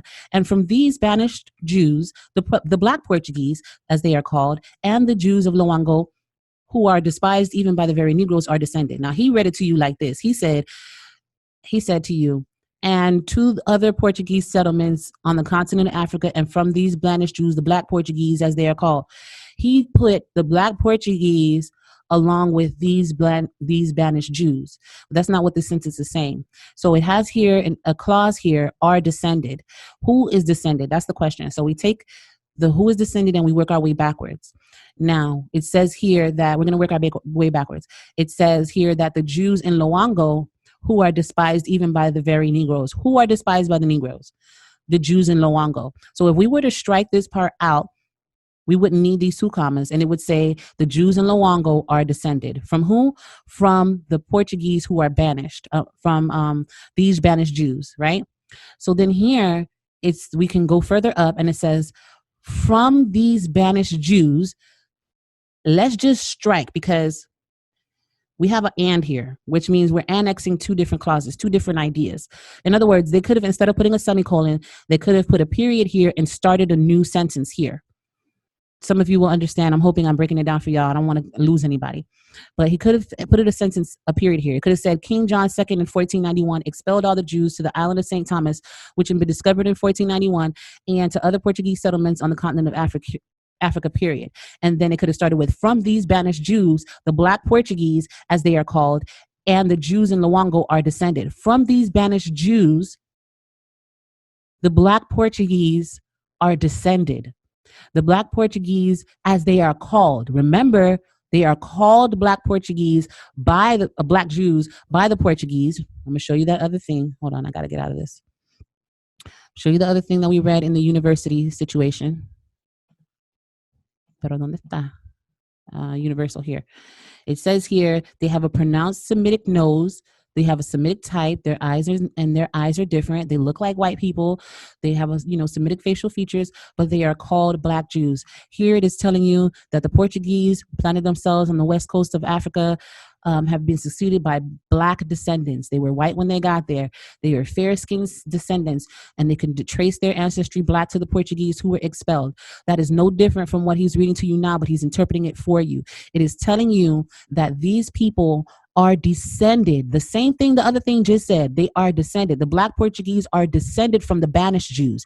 It is not equating the banished Jews with the Black Portuguese. It is equating the Black Portuguese with the descendants. They are saying the Black Jews these people are called Black Portuguese, The Black Portuguese are descended from the Jews who were kicked out of Africa. So they are Portuguese and they became Black. Just like my family is Afro-Cuban. They are Afro-Portuguese because these people are mixed with Africans and Portuguese. We already read that they intermingled with the population in Africa and they became Black over time, but he doesn't want you to believe your own eyes. So again, he's trying to tell you what it says instead of you reasoning from cause to effect. It says here that they descended from those who were kicked out, and then a lot of them still look white. That's what the evidence shows, that a lot of them still look white because their ancestors. That's why those people down there are Rastafarian and identify with the tribe of Judah. But we don't hear them talking about that. They don't want to tell you that. And when I say they, I'm talking specifically about the people who oppose the truth, that don't want you to know who you are. And again, we see this over here. This is Loango right over here. This is the slave trade map. It shows you all down through here is where they started taking slaves from. Okay, all of this is irrelevant. So we are at 112. Let me see where my next note is. Might as well let it rock. The Congo, Loango, Nigeria, all of this, they started taking slaves. But you're telling me Damian Richardson and Nefer Nitty couldn't find any of this. All they could find is some random no-name dude in Africa to say that nobody knows about Judah, right? Okay, so go ask your pastor, episode 3. Let's put it up. The Jewish Blackness Thesis Revealed. Is that here? I can't remember. Jewish Blackness Thesis Revealed. No, that's not in here. Never you worry. Nephi got it for you. Even though all his links are in the description so you can fact check him. This is another article that actually goes against what he's saying. So he doesn't want you to read the whole thing. So he's not going to make it that easy for you and just put the link there. He ain't got no problem with linking to some things, but he doesn't link to everything, but that's okay. He is about to read to you the abstract. So I'm going to let him read. I covered this. This is an attempt to downplay the blackness in academia. And the reason this is important is because it comes out of the Department of Literature, So here again, he's about to tell you not to believe the article that he's putting in your face. Aviv University He's done that with every single article. He's either giving you certain portions of it and omitted other portions, or he's told you flat out, this portion I see it, you see it, but just ignore that part. So he's about to do the same thing with this article, even though he's trying to say that all his sources are credible. So if they are credible, then we should be able to take them as a whole. But he's saying that they're credible, but don't listen to the other part, because I want to think for you is what he's saying. Here we go. Israel is published July 22nd, 2018. It does not offer any evidence that the Jews are not black. It just tells you not to believe they're black. And if you want to see this in its entirety, go Ask Your Pastor, episode 3. You can watch that. Or you can now the abstract. The notion that in previous centuries Jews were considered to be black or seen as blacks has gained broad acceptance in scholarly discourse on the Jewish body since the early 1990s. Let me read that again. Has gained broad acceptance in scholarly discourse on the Jewish body since the early 1990s. So how is it that the urban apologetics community is telling a lie that we don't have any evidence, even though it's considered or it's gained broad acceptance in scholarly discourse? And yet these urban apologists are telling you, wait, you guys don't have any proof. Your evidence is weak. And yet scholars are talking about it. It's gained broad acceptance. The present article considers the notion analytically and then examines some of the evidence provided to support it. Much of this evidence does not stand critical examination. Therefore, arguably, the notion of Jewish blackness should be reconsidered. And they base their own examination as critical examination if you go through and read this. But I want to read one part to you. Because remember, the Portuguese were transporting Jews down there, and the Portuguese are said to be black Jews, or these Jews coming from Portugal are black Jews. This is another source, and I'm going to read it right here. 1714. Missions Travel Guide to Italy is quoted in the English translation of 1714. 'Tis also a vulgar error that the Jews are all black, for this is only true of the Portuguese Jews. Oh, wait, the Jews that happen to have been put in West Africa, those people are black? Who marrying always among one another beget children like themselves, and consequently the swarthiness of their complexion is entailed upon the whole race, even in the northern regions. But the Jews who are originally from Germany, those, for example, I have seen at Prague, and are not blacker than the rest of their countrymen. We're going to come back to the German Jews, because I know some people are going to stop there and say, ooh, look, the Jews are German.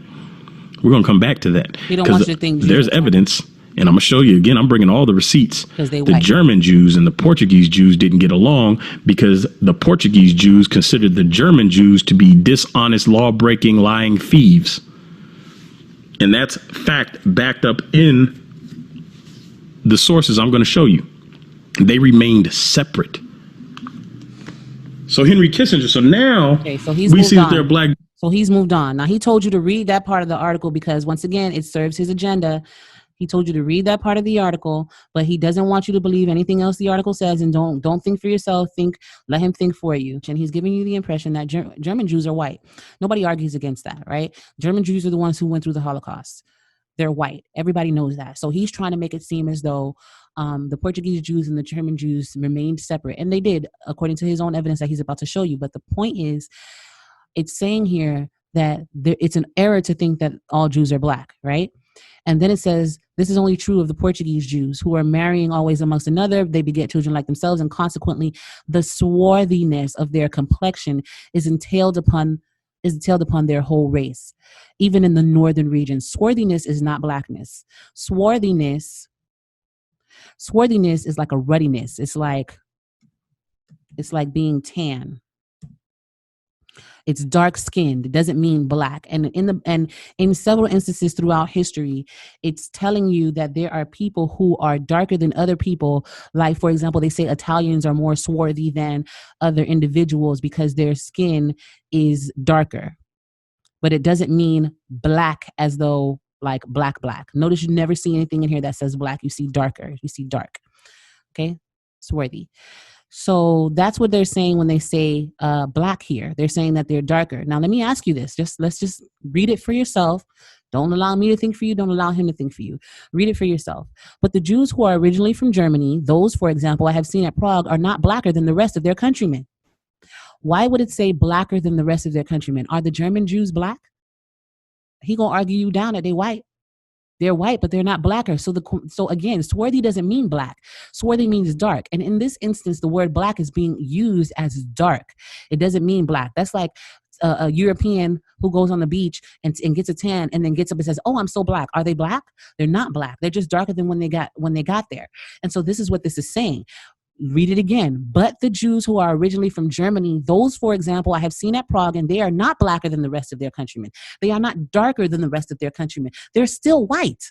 But don't let me think for you. Read the article yourself. Clearly, Mission argued against the notion that Jews were black. Dante don't want you to see that. But this was just a minority position against the backdrop of vulgar error to which he objected. The Mission quote, however, is a case of mistranslation. First, in the French, it is simply an error, not a vulgar one. It's just an error. Most importantly, Jews are all black is a mistranslation. Tous les Juifs sont bassanés. All the Jews are swarthy. That's what it tells you. The original says swarthy. It doesn't even say black. It says swarthy. And if anybody reads French, I suggest you hit up this article and go ahead and dissect that for yourself. It says they are swarthy. So this quote that he's using, he knows that it's not valid. He knows that the article is arguing against it. Why did he even pull this up? This is what I can't understand for the life of me. Why would you use something that you know can be so easily discredited? It's because he takes you for a fool. It's because he's writing on your laziness, your intellectual laziness, and your ignorance. He's writing on the fact that you're not finna look this up for real. He didn't even provide a link to this one. He did not provide a link to this one. We already checked the description box. It's not there. So he's waiting for you to just take his word for it, just like he did with everything else. But he knows if he read this article that the word black in this quotation is the mistranslation. It's not even supposed to say Jews are all black. More importantly, Jews are all black, which they're quoting from right here, is a mistranslation of tous les Juifs sont bassanés. All of the Jews are swarthy, dark white. Oh, I should pull that up. There was a phone call, a police phone call about a light-skinned brother about my complexion. A European American called the police on him and was like, for whatever reason, he don't want to describe him as black. And he was like, it's a dark white dude. He's like, dark white. He's dark white. And they were like, what does that mean? And he says, he's black, okay? But he's referring to like a light-skinned African American. And that's what they're saying. That's what swarthiness is. Swarthy means dark-skinned, but a light person. So they are not blacker means they are not swarthier. Similarly, they are not blacker. At the end of the quote in French, the original quotation says, non pas le teint plus bassané. They are not swarthier than. No blackness is in the original quote. It doesn't say black at all. It says swarthy. Mission was born in Lyon. People less traveled than himself came in contact predominantly with darker Iberian Jews may have overgeneralized that all Jews look like them. And even here, darker Iberian is still white. It's just they're more tan. You ever see like the whitest of white? Matter of fact, I'm going to show you like the whitest of white. And this is really funny to me because it's a search that I did before. Images. And you see how they portray these people as the whitest of white. And then there are white people who are darker than this. And those people who are still white but darker, they call swarthy. So let me show you in Italian. I should put Italian people.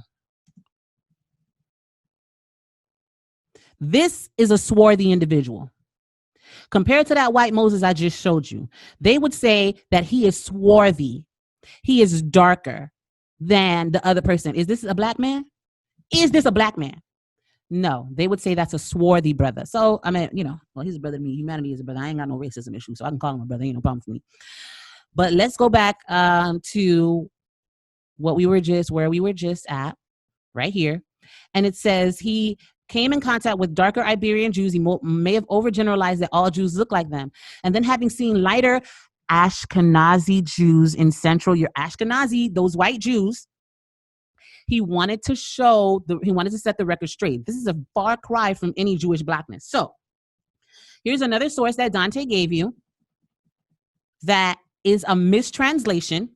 Anybody who reads French, I got a good mind to do a separate video about this quotation by itself and let you see the translation, or find me somebody who speaks French who can translate it for you. But it doesn't say that they are black. It says that they're swarthy. So this original quotation shouldn't even have the word black in it, according to his own credible source. According to either he didn't find it or he's lying to you. We know he found it. All right. Now, Kissinger, the Igbos are wandering Jews of West Africa. Let's pull that up. Kissinger, wandering Jews. Did I have, I keep telling myself that I don't have things, and I do have them. So now it's like, all right, I think this one is in his description. Wandering Jews. I think I saw it here. Yeah, there it is. Wandering Jews. Now, he's supposed to be arguing this against me for whatever ridiculous reason. I resume share. I don't know how that happened. I hope that hasn't happened a lot, but here, let me pull that back up. Okay. Where'd it go? Wait, where'd you go? I just pulled you up. Okay, there it is. Jews. So now when we see the Henry Kissinger memorandum to the president at the Library of Congress, which link is in the description. Remember, he's using the swarthiness argument. He's using the white people turn black, but don't believe they turned black. Believe they was already black. He's using swarthiness was supposed to be black, but it's not black. It's actually swarthy, but he wants you to believe that it's black. And he's using these pieces to build everything. Every block that he's given you has a huge hole in it. It's cracked. You can't build on an insolid foundation. You can't build on something like that. But that's exactly what he's trying to do. So now he's saying, remember that when we read this. It makes sense. Biafra, Colonel Ojukwu, 35, British trained, erstwhile playboy, presides over the popular support and military morale of a people convinced that defeat means extinction. The Igbos are the wandering Jews of West Africa, gifted, aggressive, westernized, and at best envied and resented, but mostly despised by the mass of their neighbors in the Federation. So they are the Jews of West Africa. Remember, they are the Obama of Mexico.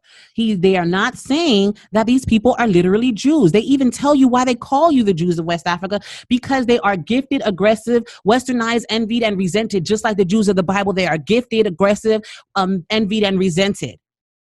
That's why they're comparing them to Jews. Again, the Hamitic hypothesis is at play here. But, because they are the wandering Jews of West Africa, the Igbos, because he keeps harping on this thing about the Igbos being Jews.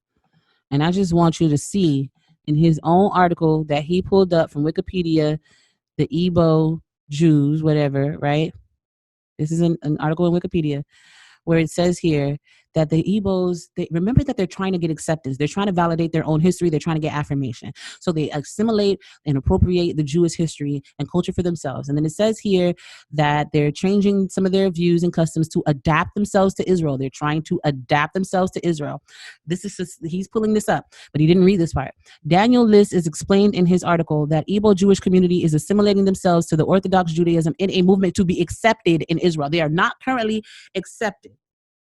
They are not currently accepted in Israel. To conclude, Israel is currently examining Igbo-Jewishness question by sending emissaries into Nigeria. Recognition by the state will change their way of living in their homeland, as Igbo Jews will be granted citizenship thanks to the law of return.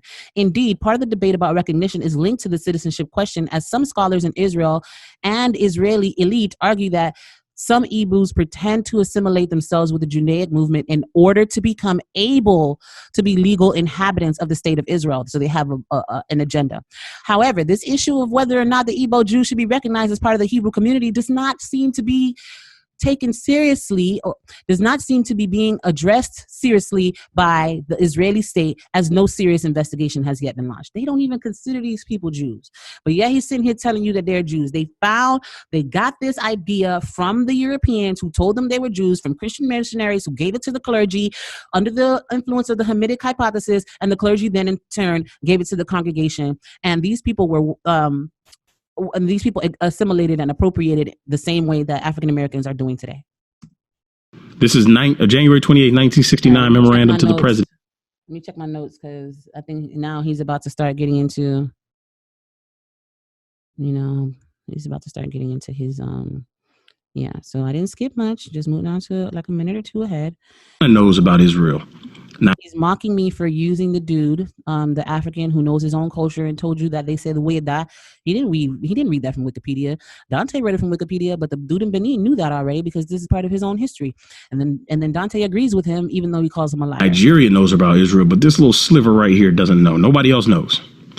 So I went to my comments because there are people. So now he goes, after mocking me for using an actual dude from Benin, he now uses people from his own comment section. People from Nigeria that come to my channel. So I'm not finna go through that. That's not a valuable exercise of my time. As you can see, he's in his comment section. He's in his comment section. He's in his comment section. He's in his emails. Now he's talking about serpent worship because remember that we read in Universal, in the Universal thing. Hold on, let me pull it up for y'all. I hope I didn't close it because that would be a pain. There it is. In Universal Geography, when we were discussing Weda, that the tutelar deity of Weda is the snake, and his famous fetish temple is served by priestesses called mothers or sisters. So, first of all, the fact that the temple is served by women is obviously not a Jewish custom. But he's saying that there are some people who make the argument that these people can't be Jews because they're worshiping a snake. I didn't say that. All I said was they didn't name that area after these people. That's all I said. And again, there are prominent Hebrew Israelites who agree with me, right? Out of respect, I'm not going to name their name because I don't want to cause any fraction between them. But if you know me, any friction between them. But if you know me and you know him, you can go on his page. You know exactly who I'm talking about. You know, this brother's on YouTube and Facebook, but on Facebook, he made a post about Weda and Weda not being related to Judah. So he's going to talk to you about Nehushtan, which I also mentioned in my Sage video about how the Israelites worship this serpent. And he's saying that obviously, you know, the Israelites has worshipped serpents in time past. And so these are still Jews, even though they worship something else. An argument I don't even need to get into, but I want to acknowledge it because, you know, it's irrelevant. And then here he brings in scripture as to why he believes, you know, we are Israelites. Let's see. I don't want to leave it. To Africa. Here, inside Nigeria's Jewish community. This is the video he has. You guys can go here. The link is in the description. But the guy said that nobody has heard of Judah there, and yet we have a Jewish community in Nigeria. That corroborates the comments on the channel. Okay, so it's a self-serving YouTube video. If you want to check that out, go ahead. I'm not finna sit up there and go through that. Then he misquotes me, misapplies what I'm saying here when I said there is currently a parish or a neighborhood in Portugal called Ajuda, but nobody says that the children of Israel and the lost tribe of Judah is over there. The point what I was making is that nobody says that the town was named after the tribe of Judah. But then he gives you this Hannah Adams and how she says there are Portuguese Jews and Jews. And we already know that. We've been talking about Portuguese Jews for over an hour now. We already know there are Jews in Portugal. Nobody says that the town of Ajuda was named after the tribe of Judah. He does not give you any information to say that they were. He's just saying that there are tribes over there, whatever, whatever. And then he's giving you scripture, John 16. You know, he's giving you scripture. Again, this is him showing the distinction between Portuguese Jews. You see the phrase Portuguese Jews right there, and German Jews. I don't care about that because basically he's trying to show you that them white Jews that went through the Holocaust is not the real Jews, and even the Portuguese Jews don't respect them. But remember that the article that he showed you basically said that they're both black. The German Jews are not blacker, which the original writing was not supposed to be the word black, but swarthy. Let me make sure I have that. They're not swarthier than the Portuguese Jews, but he's going through all of this to show you that the German Jews are white and the Portuguese Jews are black, but he's never provided one shred of evidence that they were black. Not one shred of evidence. Their descendants are black. They descend from white people and they came there white and they turned black. That's what his own. I have not given you a single independent source. All I've done this whole time is respond to everything that he has given you. So don't take the issue with me. Take the issue with this guy. Now he says a summary of the evidence. And he's basically done. Praise God. Let's go. Of either one, if you missed this much information. The Gentiles knew for a fact that Israel was and is. Where did he ever show you that? Where did he ever show you that? He told you that, but he didn't show you that. And I've been telling you that the whole time. I've been showing you exactly what he's been saying and the evidence and how he rephrases the evidence in your face and tells you not to believe what you're reading, but believe what he says. What you read is that they're white and that they got there white and that they became black after mingling with the natives. But he says that they came there black. Go ahead. Black. We've seen it documented. They knew for a fact that Israel was in Spain and Portugal. There were Israelites in Spain and Portugal. They knew for a fact that Israel was deported from Spain and Portugal to West Africa. Yes. Why? Because that was part of the marriage agreement. The Gentiles intentionally enslaved Israelites. And they did not intentionally enslave Israelites. They intentionally enslaved people, and they chose certain groups of people based on their characteristics. And we read that they believed that the Igbo woman would be able to subject or subdue the Akan men. We read that, and that's why they chose them, not because of their nationality, but because of the characteristics that they assigned to these different ethnicities. And scattered them around the world. They intentionally, when they brought them over to America, they split up families intentionally. They stripped language intentionally. How's that a summary of evidence when we never talked about that? But whatever, go ahead. People from passing down history. They stripped the religion intentionally. They forced Israel to convert to Christianity, just like the Portuguese had already done. We see this over and over and over again. How is it a summary of the evidence that he never presented? I don't understand. Forced conversion to Eurocentric Christianity. I don't want to say Christianity in general. I'm going to point it out that is Eurocentric Christianity. And one of my problems is that you have a Sicilian, a white boy over there trying to teach black history. I'm talking about vocab. If you were Israel. So he's giving you scriptures. Such as Jack Daniels. Then he says that America must be Egypt because it has a pyramid on the back of the dollar, which is laughable, but whatever. America and Egypt, this is an attempt. Remember how they said they select certain scriptures and give you a pointed interpretation. So he's saying that Deuteronomy 28:68 is fulfilled in the fact that America has a pyramid on the back of its dollar. Okay.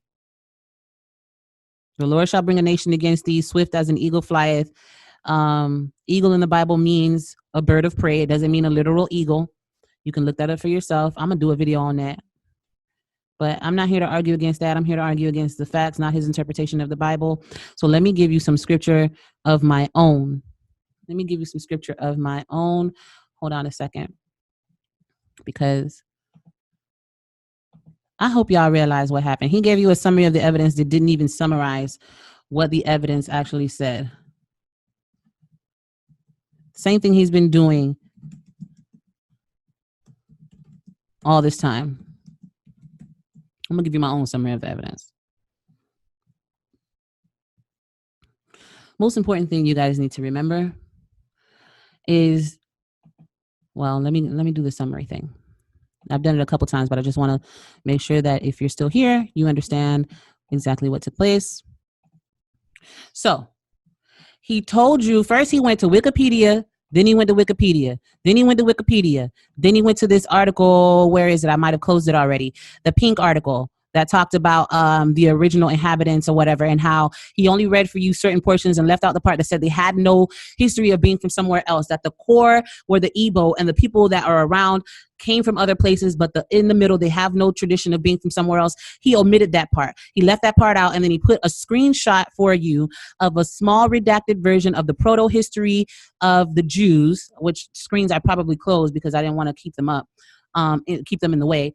So anyway, so a Proto history of the Jews. He told you to read this tiny beginning in the middle of a sentence on page 41. And then we went back a couple of pages. We went back to page 40, where it tells you that the European missionaries and anthropologists told the Igbo that they were Jews because they were looking at everything through the Hamitic principle, thinking that everything they saw, they compared it with Jews. No matter what the religion was, they compared it to Judaism. If it had one element that they could draw a correlation, they then told the people, that guy Basden told the people that they were the true Jews, and them having this lack within themselves, trying to find an identity because they had so much fluidity and fluctuation in their own personal history that they needed a history, and they assimilated and appropriated the Jewish customs. And now they're trying to be recognized by Israel, but they have not gotten recognition, and Israel does not take them seriously, probably because they know that the Europeans are the ones who told these people that they were Jews, and they had no such tradition prior to that. Then he showed you another piece of evidence. He showed you the article from he told you to read page 217 and 235, but did not take you through the middle of this book, which told you that Black Americans went through the same issue of trying to find an identity for themselves, and they lived amongst Jews who moved to the ghetto during and after the First World War, and they saw the fact that these people moved out of the ghetto with successful rates after the first 15 years of being there. Booker T. Washington and and Tucker told them to copy the Jews. And not only did they copy them, but they became jealous of them and tried to be them. And so they wrote themselves into the Bible based on a myth of Black Judaism. That's what the article that he gave you says. The other piece of evidence that he gave you was a map that says there were white people there. And he told you not to just overlook the fact that it says they were white. Overlook the fact that this one says that white people turned into Black people because their descendants wound up being blacker than them. Ignore all that part. This is all his evidence. Ignore all of that stuff. Ignore that. He rereads for you what Black Portuguese means. And instead of it meaning descendants, it means they left Portugal as Black people. But we know that's not true because his own source, Wikipedia, says that it got its information from this, which says that there are clear distinction in fair-skinned citizens in Africa, many of whom trace their ancestry Black to the Portuguese Jews. They're fair-skinned because their ancestors were white. Fair means light-skinned, white. That's what fair means. Then, he showed you them being as the Jews. He talked about the kingdom of them being Jews, considered Jews in Judah, but he overlooked the fact that it says right there that Europeans, Fida, Weda. He started his sentence from the old writers called it Judah and its inhabitants were said to be Jews. And then he left out also the part that the river Alala, which name is Ephra, became the Euphrates. It became the Euphrates to whom? To the Europeans who compared the inhabitants to the Jews.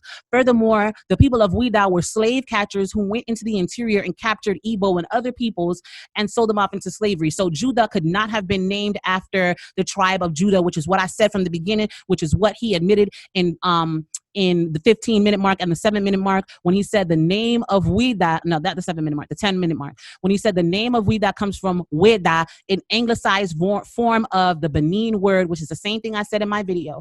So he's giving us all of this information, misinterpreting and reinterpreting it for you, telling you not to think and read for yourself, telling you he's giving you all of the links that he hasn't given you, and you guys are sitting there high-fiving, copping it up, sharing the video and telling him, look how he demolished this Christian woman, right?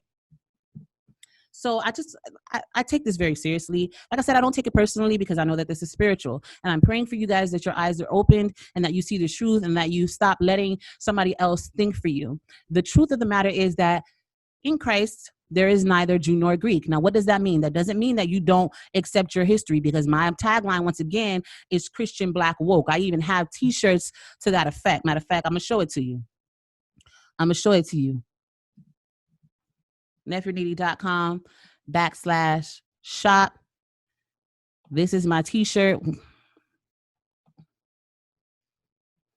Christian Black Woke. Christian is first because it's of the most importance, then Black, then woke. So I'm not somebody that's going to tell you need to deny your culture. So when I read this verse to you, I want you to understand that in its proper context, God is not saying for you to ignore the fact that you were a Jew or a Greek. What God is saying is that he doesn't place any special value over somebody who's a Jew or somebody who's a Greek. He doesn't place any more value on a male than he does on a female or a female than he does a male. What he's saying that in Christ, we are all Abraham's seed and we are all heirs to the promise no matter what our bloodline is. So I understand that you've undergone a traumatic experience as a result of slavery and we're trying to find your roots and you're trying to validate your existence by assimilating and appropriating a history that is not yours, a history that has no evidentiary basis. We saw the origins of it, that it came from European Christian missionaries and anthropologists who were under the Hamitic influence of the Hamitic Hypothesis, who convinced the Igbo that they were Jews and then shipped them out. Think about that. Think about the fact that he said that the majority of people that left were Igbo, right? The majority of the people that were taken out were Igbo people, the same people who the missionaries had already convinced that they were Jews. And under the Hamitic Hypothesis, basically told them that God had ordained and sanctioned them to a curse of perpetual slavery. And they bought that. So are you going to buy that? Are you going to buy what the Christian missionaries and anthropologists operating under the Hamitic Hypothesis told to these ancestors? The fact that these people were not Black when they left Portugal, but became Black. They became Black, white people who became Black, but he's telling you not to read that. He's telling you not to accept that. This is a very serious situation because your identity should be founded in Christ. As a matter of fact, I just started week 2 of, tomorrow I start week 2 of the Perfect Peace podcast, which basically helps Christians understand biblical principles and thought practices. And so it tells you, we're working on identity this week. And the first thing I work on is rooting your identity in God, because all these other things are transient. If you're searching for an identity, search for Christ. Being African-American or an African in America who is displaced is enough. Knowing you're from West Africa is enough. Being a Christian is enough. Christian, Black, woke, that's enough. You don't need to appropriate a culture and find things and find find lying teachers to tell you things that aren't true and tell you not to believe your own eyes and telling you that they're putting the resources available to you and they're not, and redacting it and saying it's cut off when he's the one that cut it off. You don't have to subject yourself to that. You don't have to feel empty. You don't have to feel like you need to have your ego stroked or validated, because you are a child of the Most High God. What better title is there than that? And that title is applied to whosoever believeth. Whosoever. You don't need to hoard grace and make yourself feel more important than Europeans. You don't need to hoard grace for yourself and say that God loves me and not everybody else. Why can't he love everybody else alongside you? As princes and princesses, children of a king, there's no greater honor to be bestowed upon you than that which is spiritual rather than genealogical. So my prayer is that you'll go through all the evidence. I'm giving you the links. And please, Mr. Dante Fortson, please don't ever come for me again, because I don't know you. You didn't respect me, and I don't engage with disingenuous people. Hold him to his own standard. He told you that either the information had not been found or that the person, I and Damon, were lying to you. He said there's only one or the other option, and there is no in between. And we know that he found this information because he's the one that put it forth in his video, and yet he didn't give you the whole story. Tell the truth, the whole truth, and nothing but the truth. So help you God. Stay Christian, stay Black, stay woke.